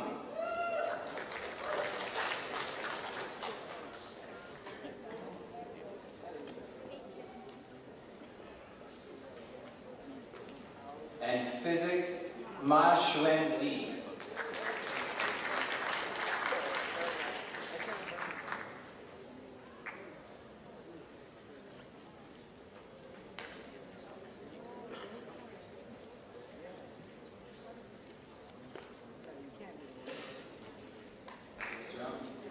I'd now like to call on Ms. Daniela Marcouk to present the top subject prizes in math. For calculus and vectors, Zhang Bohan. In addition, Jin Chen and Fu Yi Chan. Sorry.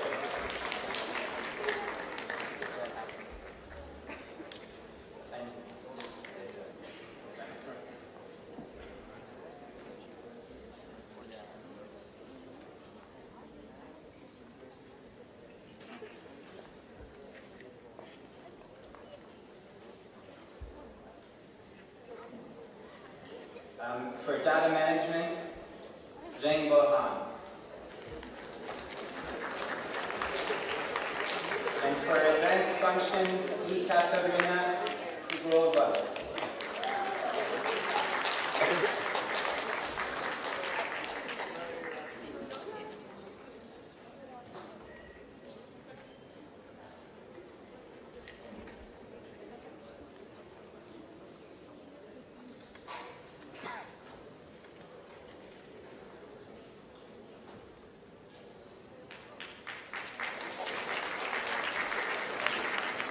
And I'd like to call upon Mrs. Baker, Nancy Baker, to present the top prizes for English. For English, we have Iriana Awan.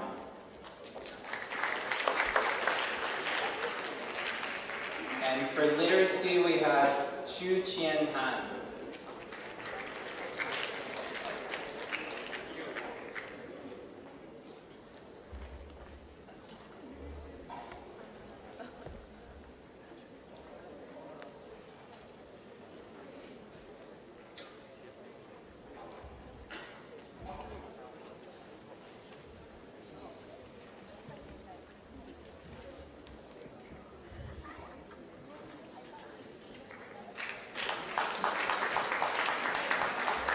I'd like to call upon Mr. Jeremy Galea to present the top subject prizes in languages.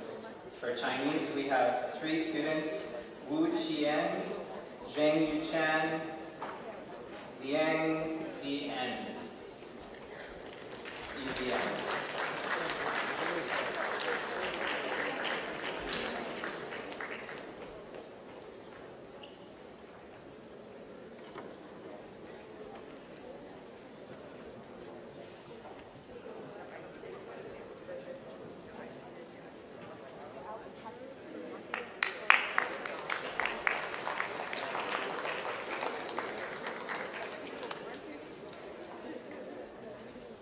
Thank you.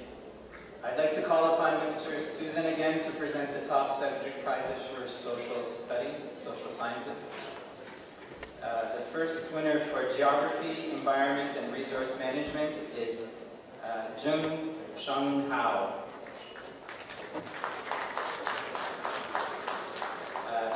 The following student wins for 2 courses, Canada and World Geographic Analysis and Law. It's Feligi Kiowadato.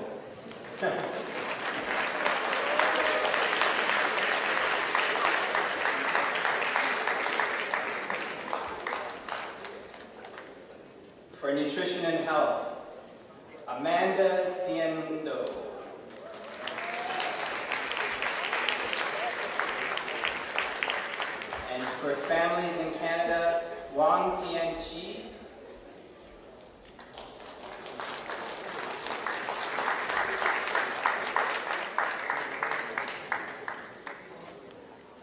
For challenge and change in society, Slinen Amo.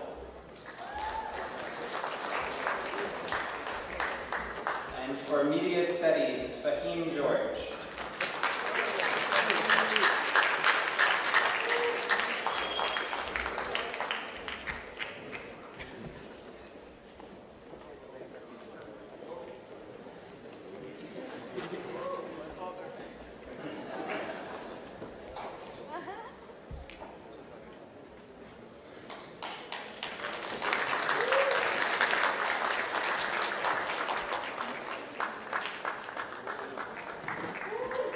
Congratulations to all our top prize winners.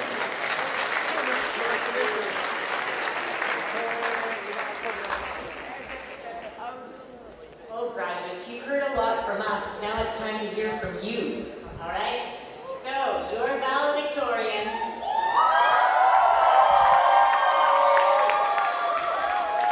Carmela Muiz-Angabo. I've been practicing forever. Arrived to Columbia as a quiet 14-year-old with a desire to make a difference in her new school as well as the Hamilton community. Nearly 3 years later, Carmela has certainly accomplished this goal.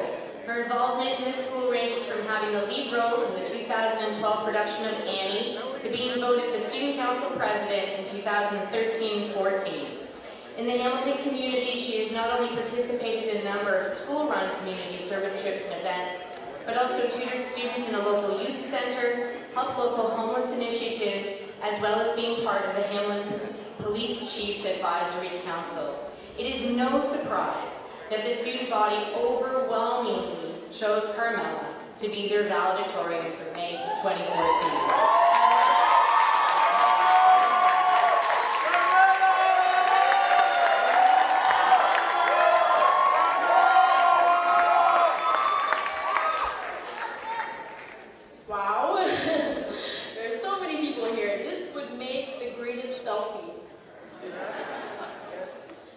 Good morning, staff, parents, friends, and most importantly, fellow graduates of the class of 2014.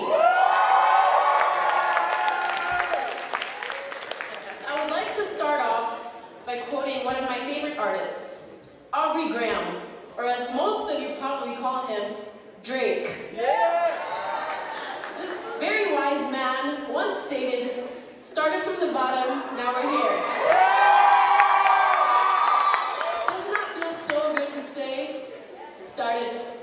Started from the bottom, now we're here. We started from the bottom and our whole team is here.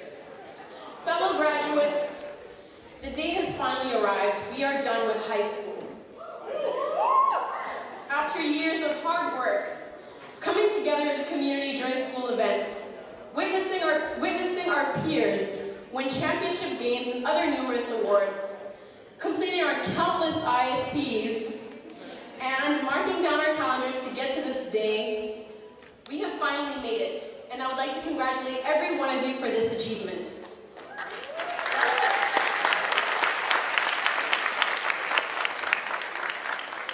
Now, as your valedictorian, which I'm very honored to be, by the way, I was given a task to write this speech. I asked a good friend of mine on their thoughts on what I should tell you in this speech, and her intelligent response to this was, stuff. Thank you, Elisa. I took your wise advice to heart, and here I am, ready to share some stuff with you. Specifically, I'd like to share with you 4 things that I know to be true. 4 things that I believe we will encounter once we leave CIC. Now, I don't want these things to seem contrived or cliche because you may have heard of them before, but I'm sharing these with you because I believe them. You see, I want to give you a picture of reality that is filled with great potential, and it is up to you, graduates, on what you choose. The first truth is that we will change. You will experience change once you leave CIC. In fact, you've already experienced it.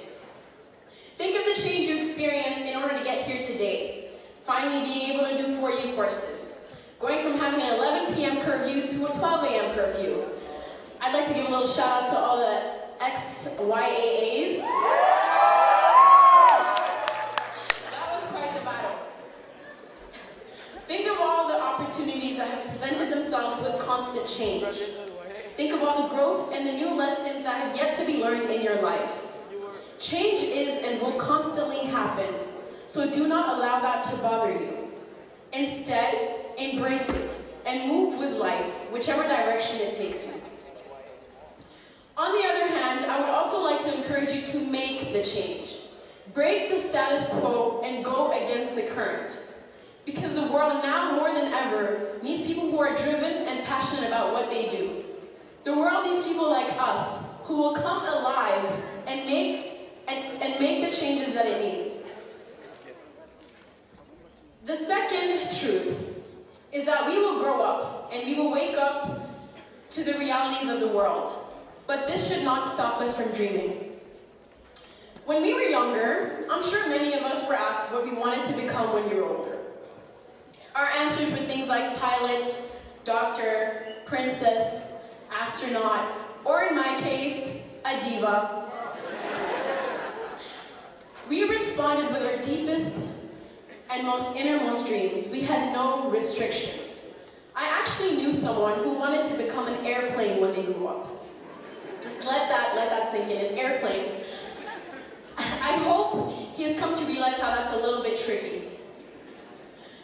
But the point is that just like when you were children, I would like to encourage you to have no restrictions, to dream. Because when you make decisions based on what you really want, based on what you're really passionate about, and you choose to step outside the margins that society so often creates for us, you will be happy and you will feel fulfilled. The third truth is that we will fail. No matter how successful we will be, and I do believe that this class will attain a huge amount of success, you will fail as well. Now don't be scared to fail, however, because it is bound to happen. I personally think that failure is just life trying to move us in a different direction. If you think about all the times you've struggled, whether it was with a test or a task that was given to you, and the discouragement that you may have felt, I'm sure it didn't feel that great back then, but take a look at where you are now.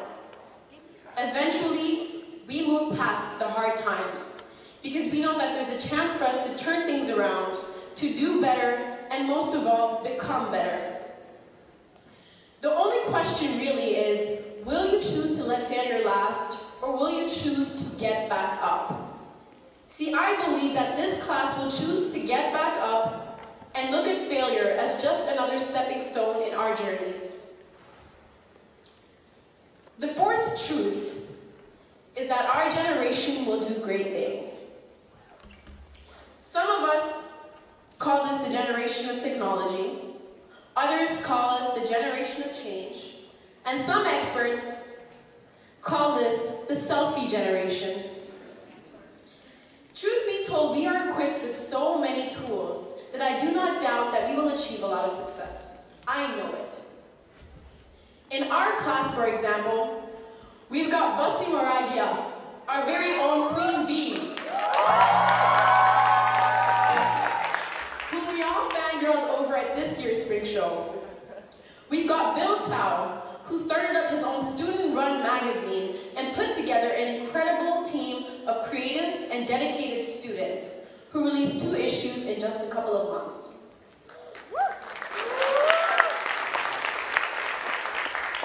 There's also Obi Obi Kudu,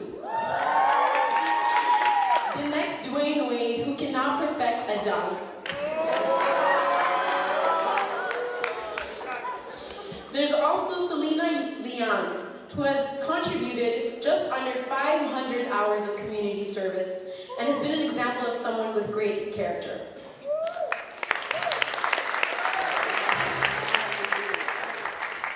As a class this year, we were meant to contribute around 10,000 hours of community service, but we chose to go well above and beyond that and contribute 30,000 hours.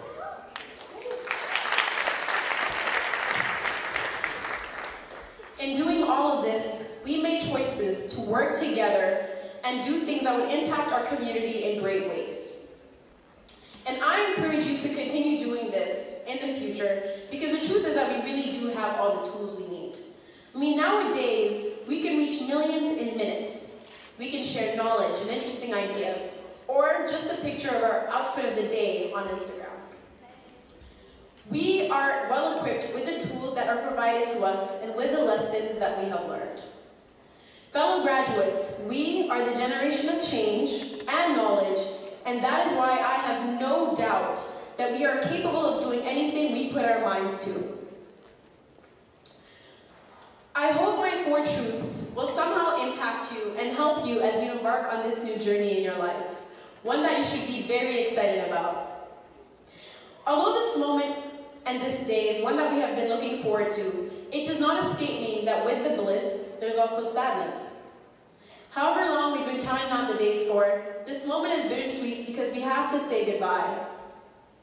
Goodbye to everything that had become so familiar to us, and goodbye to the people and the friendships that we had formed.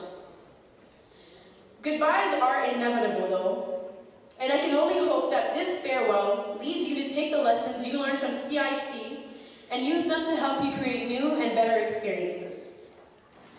Now, before I conclude this speech, I'd like to remind all of you that you should be extremely proud of yourselves, just as others are of you.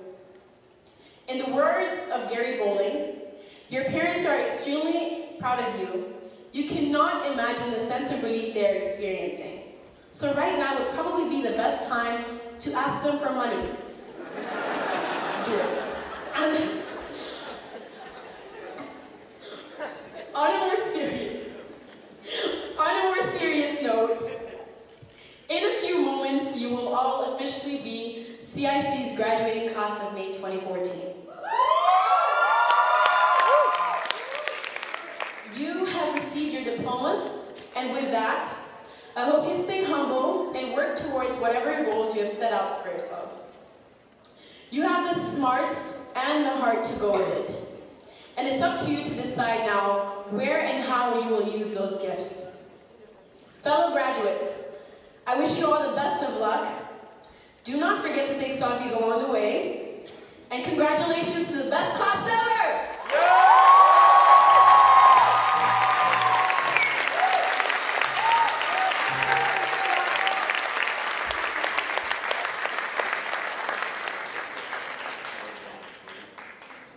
Thank you, Carmela.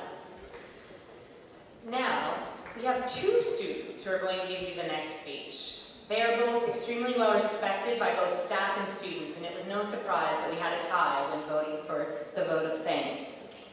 Upon arriving to Columbia, Elisa Umuhoza wasted little time making an impact in the school. This year, Elisa took on the role as lead residence activities prefect and showed a great ability to bring students together to accomplish great things, whether through organizing successful residence events like the coffee house or choreographing routines for the variety show. Henry Bohan Zhang is not only an incredibly gifted student with an average in the high 90s, he is also a student leader, being both a member of the athletic and service prefects, but he's also a great athlete. He was a member of our varsity basketball team, which won the Eagle Cup, Columbia's first ever basketball championship. So, without further ado, Elisa and Henry.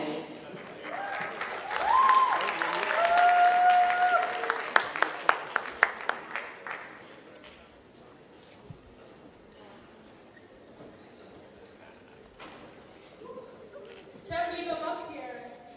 Good evening, ladies and gentlemen, and thank you all for coming to the 2014 May graduation. For those who are not here today, the school's IT department has set up a live feed. Hi, Daddy. Which is currently running on the school's YouTube channel.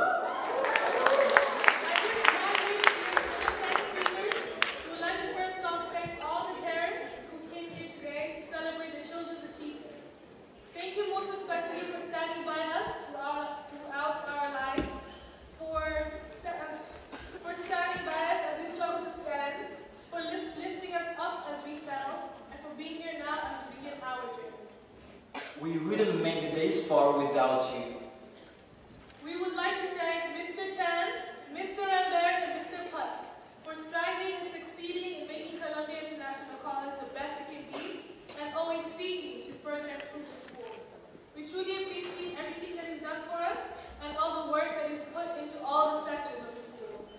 We are honored to stand before you all, and this marks the end of a journey through high school.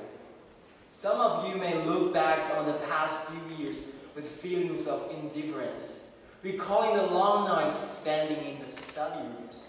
The lunchtime spent on the bleachers cheering on our fabulous basketball team. And also the desperate time spent wishing for Indomie to subdue the midnight hunger pangs. Oh, speaking of food, Elisa, what's your favorite meal at CIC? It would have to be the butter chicken and oak residence, I think. Well, my favorite food might be the noodle ball at Oak Hall as well. Thank you, Sodexo, for catering to us regularly.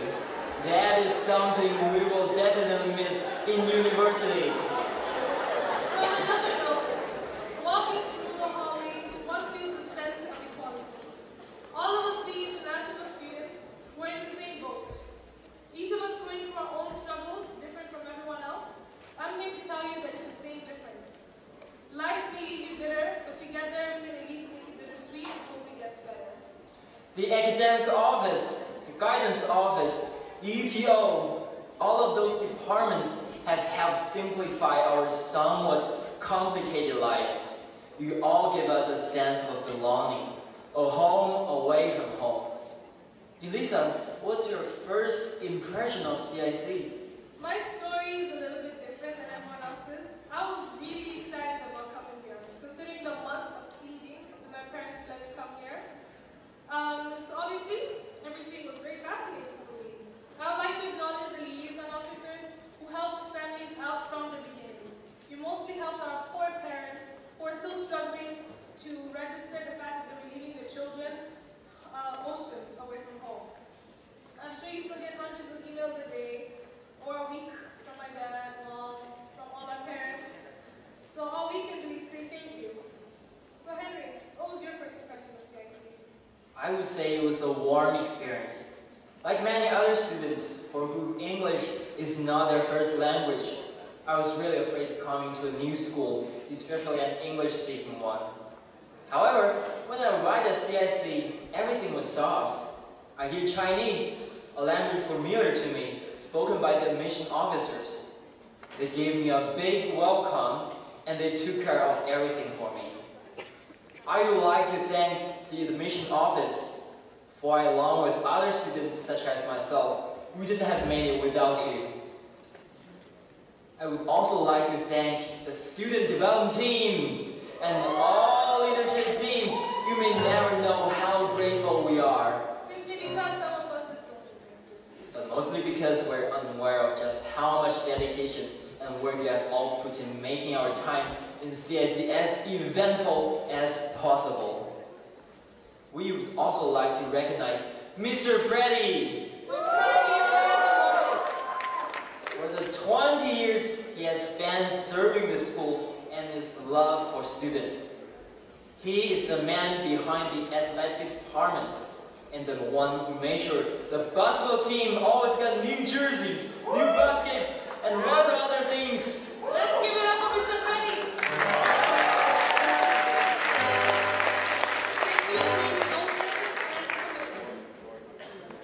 CIC has played a huge role in creating the leaders that we are today. We would like to thank CIC for its leadership program and for giving us the chance to further our leadership skills at the Barclay Leadership Center, which has been around since 1984. A long time. Here's a little story. So I've been to Berkeley twice since coming last year, January. But my most memorable experience there was during the winter retreat. So it was my first time skiing, and probably last. I, along with our valedictory Carmela, fell so many times we stopped and let everyone else pass us by so we wouldn't cause a domino chain reaction, bringing everyone else down with us. By the end of that trek, we were pros at getting back up, which is something the people at the front weren't so good at. So the lesson behind this, folks, is that you shouldn't be afraid to fall, because by the 10th time, sorry, what's that, Camilla? Yes, 15. By the 15th time, you'll know what it takes to stay up. was just like yesterday. I still can't believe we are graduating now. I never thought I would get through English for you, and I'm sure I'm not the only one here. But somehow, we all managed to get through all of our courses, thanks to our loving teachers at CIC.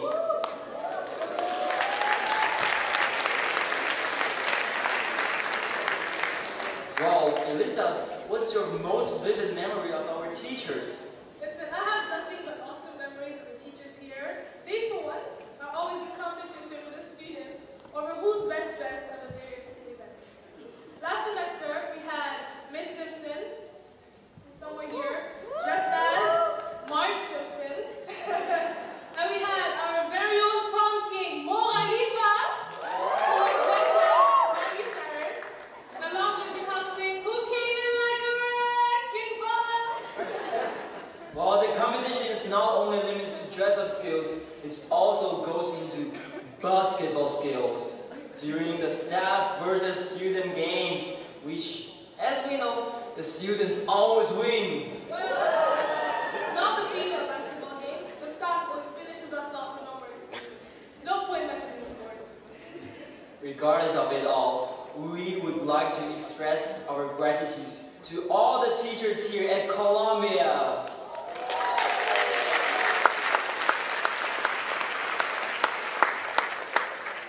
You have a tough job, one which you are never thanked for. Which is why they have us up here thanking you all. You don't have it easy, considering we are all international students, but you always keep a big smile on your face and do your best to make sure we pass. Thank you to all the teachers.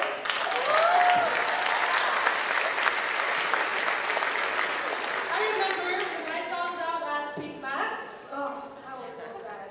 But I was so determined to pass that I went to see the residence tutors every night. I was a regular. I would walk in, and Mr. Tomide would ask, "Oh, hey, Lisa, how did that test go?" And I would proceed to change that subject. Our CIC tutors are very dedicated. I remember when our residence tutor, Mr. Segan, would drive from Toronto on the snowy days to help us with our business project. He would often expect students to come for help earlier, but instead, it would only show up a couple of days before ISPs were all due, asking about chapter 1 of the course. I don't know even how he managed that. Then there are those who constantly helped us out in the shadows of the school. Those who cleaned up after us, Fixed things we broke, found our lost items, gave us bus passes, covered our various school events, and made us wear our uniforms correctly. While we never would have tucked in our shirts otherwise. Which is why we would like to give a big thank you to the college store, the IT department, the resident staff, the cleaning staff, the media department, the maintenance staff, and our wonderful friends at Campus Safety.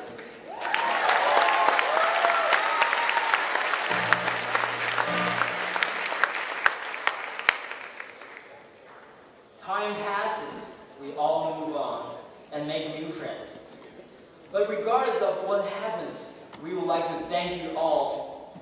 To thank you for contributing to each other's lives, for making high school such a memorable experience. Through the hallways and in the most pictures life, you are not obliged to pick up the needle. As a person dear to me once said, live your life above reproach, but never above correction. This is my motto. You already know though. You only live once, that's the motto. Hashtag YOLO. I think we're all done here. Wait a minute. I think we forgot to mention our fantastic varsity basketball team, the Cougars! They won its first championship in CIC history this year.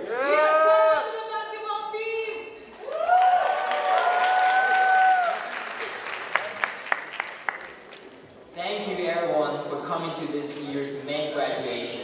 And for listening to our long speech. We wish you a wonderful stay in Canada and a safe flight back. For those graduating, we wish you all the luck in university and in life. And if luck isn't on your side, make your own luck. Thank you. First, we would like to begin this off with our valedictory and Carmela.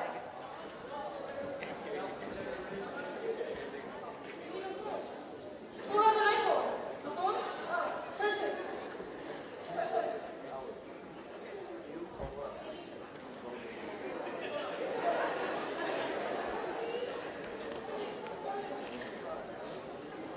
This is a bit unorthodox.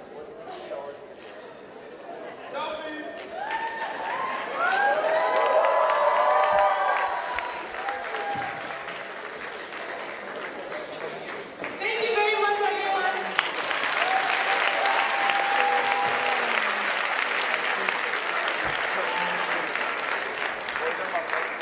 Great job, guys. Thank you.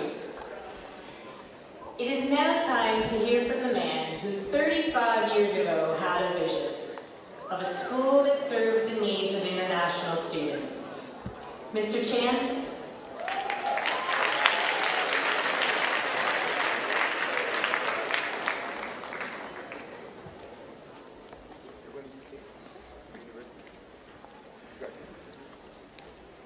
Well, I'm the third one on stage to say, wow. Well, after Mrs. Christine Davis and after Camilla who said, wow, I have to follow. I listened to their speeches. I was so amazed. And I'm sorry, to school now, so many graduates, I don't remember all the names. When I first started the school, I could remember every student's name when we was up to 300 students. And after that, either my memory started fading or the number of students get more and more. Yes, I had a dream, and it's actually a dream of my sister, Mrs. Pauline Can, and myself, to start a school for international students. And as Dr. Singer was saying, yes, don't be afraid and go and have a dream. And we heard that again from Camilla. And Camilla, thank you very much for a wise speech, a very wise speech. I learned something from you today. And I will remember the 4 things. I'm glad you took the selfie with an iPhone and not a Samsung phone.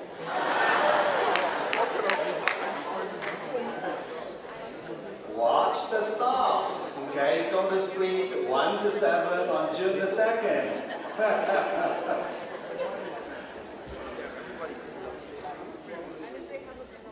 I'll tell you, the dream was a small one.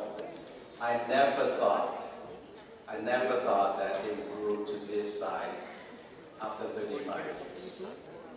And I have to tell you, as an immigrant from Hong Kong, as a young gentleman, a young man from Asia, all I got after I decided to start up the school were help.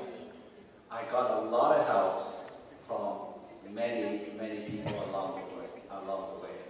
I got help from my family, I got help from friends, and you see Dr. Ken Davis sitting here, and many of my friends that were here, and they mentored me when I was having trouble, you know, a few years into running the school. And I said, Ken, how come I feel like this? How come things are not doing well?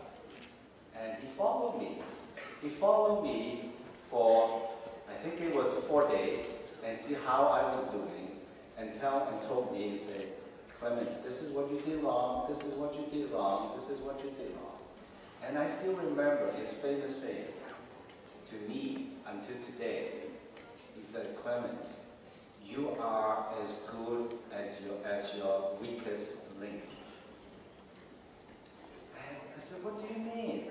He said, doesn't matter how good you are. If in the chain of execution you have a weaker person, that's your being measured against. And I still remember that, you know. So I'm very grateful for all the friends that I have, and they were very, very helpful to me. And I have to tell you, Canada is a great country. Again, as an immigrant, which other country would have allowed me to do this with no restrictions, with a lot of support from everyone in the city, everyone in the country. And that is a really great story for Canada. And today, you see that the school grew to this size, 1,800 students. I don't want to emphasize the 1,800 students because it is a big school. In fact, this is the biggest boarding school in North America. But what I wanted to emphasize is that we have the largest results for our students. We have great teachers. We have an excellent student development department that really bring out the best of every student. We have the liaison teams, the admissions teams. When they've arrived, they will be there and ready to help. Please read the book in the brochure about total care. All the departments, you know, guidance, housekeeping, maintenance, everybody. And they wrote in that book what total care means to them and how they contribute to total care education at Columbia. Believe me, Columbia is not about me. Columbia is not about how many students that we have. Columbia is about how we help, how we best help our students to achieve success. And today, you have seen great successes from our graduates, parents, platform guests. I hope you are happy with our achievement. I'm very happy, together with my sister, about our achievement. But that doesn't tell us that we should stop. Last week, one parent from Port Harcourt came to the school. And obviously, he is new to the school. And I said, "How are you, sir?" He said, "Oh, I'm here to see the school." I said, "So your kid is coming or has applied?" He said, "Well, I applied to the school, but I haven't paid. I want to see the school." I said, "How did you know about Columbia International College?" And he said, "I was sitting in a restaurant in Port Harcourt, and my friend and I were talking about sending my kids overseas to study. And we were just chatting in a restaurant. The table next to us, the lady said, 'Oh, sending kids to overseas to study. You have to send them to Canada.' Oh, the gentleman said, 'Really?' He said, 'Yes. And if you're sending them to Canada, you have to send them to Columbia International College.' And she pulled out a business card of Priscilla, our admissions officers in charge of Africa. He said, 'Go and speak to Priscilla.' And he did. He wrote and he applied. And then, of course, he came here to look at the school. And he walked into the school. He couldn't believe there is such a school that exists like this. And the achievement we have been able to deliver to the students. So, it is with the students' success, it is with the support from the parents and the word of mouth that helped us to grow. Of course, we have friends from all the universities that help us by looking after our students, our graduates in particular, and reward them with great scholarships. Those are great motivations for our students. Those are great privileges for our students. And we are very, very thankful for all the universities and their support to Columbia International College.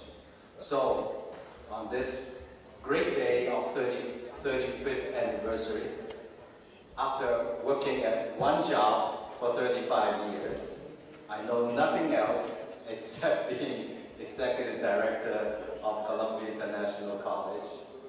I would like to thank all of you, students, parents, friends, supporters, and all the university representatives here that have made it possible for the growth of Columbia International College. Thank you very much.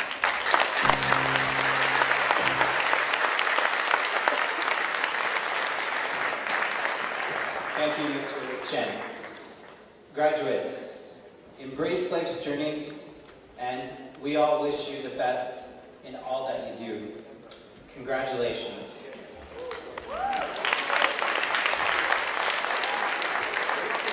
This concludes the formal part of our ceremony, but I need the audience help with one. Well, I have actually 3 last things to do, and then we'll get to the refreshments.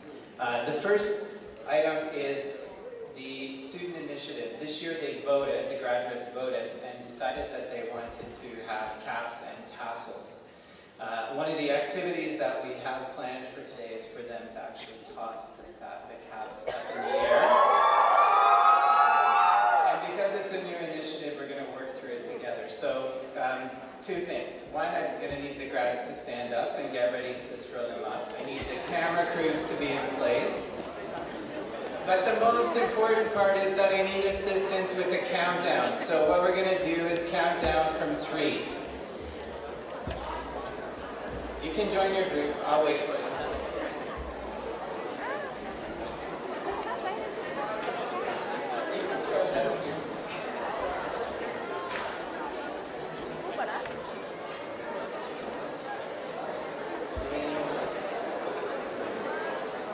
Can we have lights on in this section? Is that possible? Somebody? I don't think it's possible. Okay, so countdown. Audience, you ready? 3, 2, 1.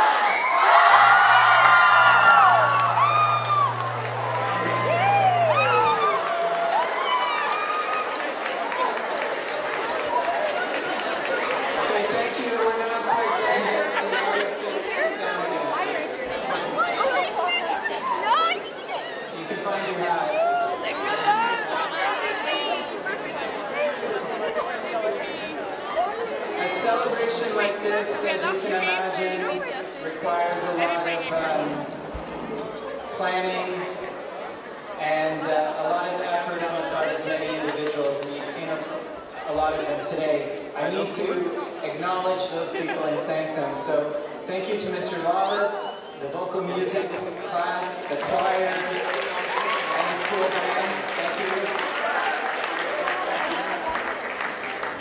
Thank you to our maintenance staff, liaison, student development, and university placement departments for their tireless efforts in making the graduation a success.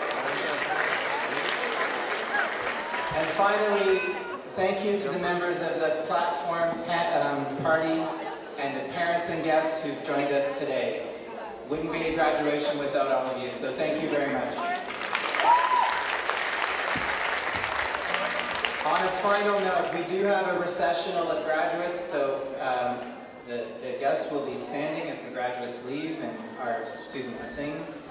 We do have a reception planned for all of us in the Webster room, which is on this side as you leave the room. You can take pictures with family and friends and staff. There are 3 photo areas that have been set up with CIC backgrounds, so you can take those at your convenience. As well, as you're leaving today, we have a small gift to show our appreciation from Columbia International College for both graduates and parents. And so you can receive those. There's a gift table set up outside the Cherokee room on this side. And a reminder to all the graduates that the gowns, you need to return them after you've done photos, so you can use them while you take photos. Return them by 3 o'clock today, or actually 3 o'clock's not going to work. I don't have my phone, so I don't know what time it is. But by 3:30 today, please. And you're welcome to keep the caps and the tassels that you have. So, congratulations. Please stand for the recessional, and I now call upon Nada and Z and the school band and choir to sing our special song, UIC CIC.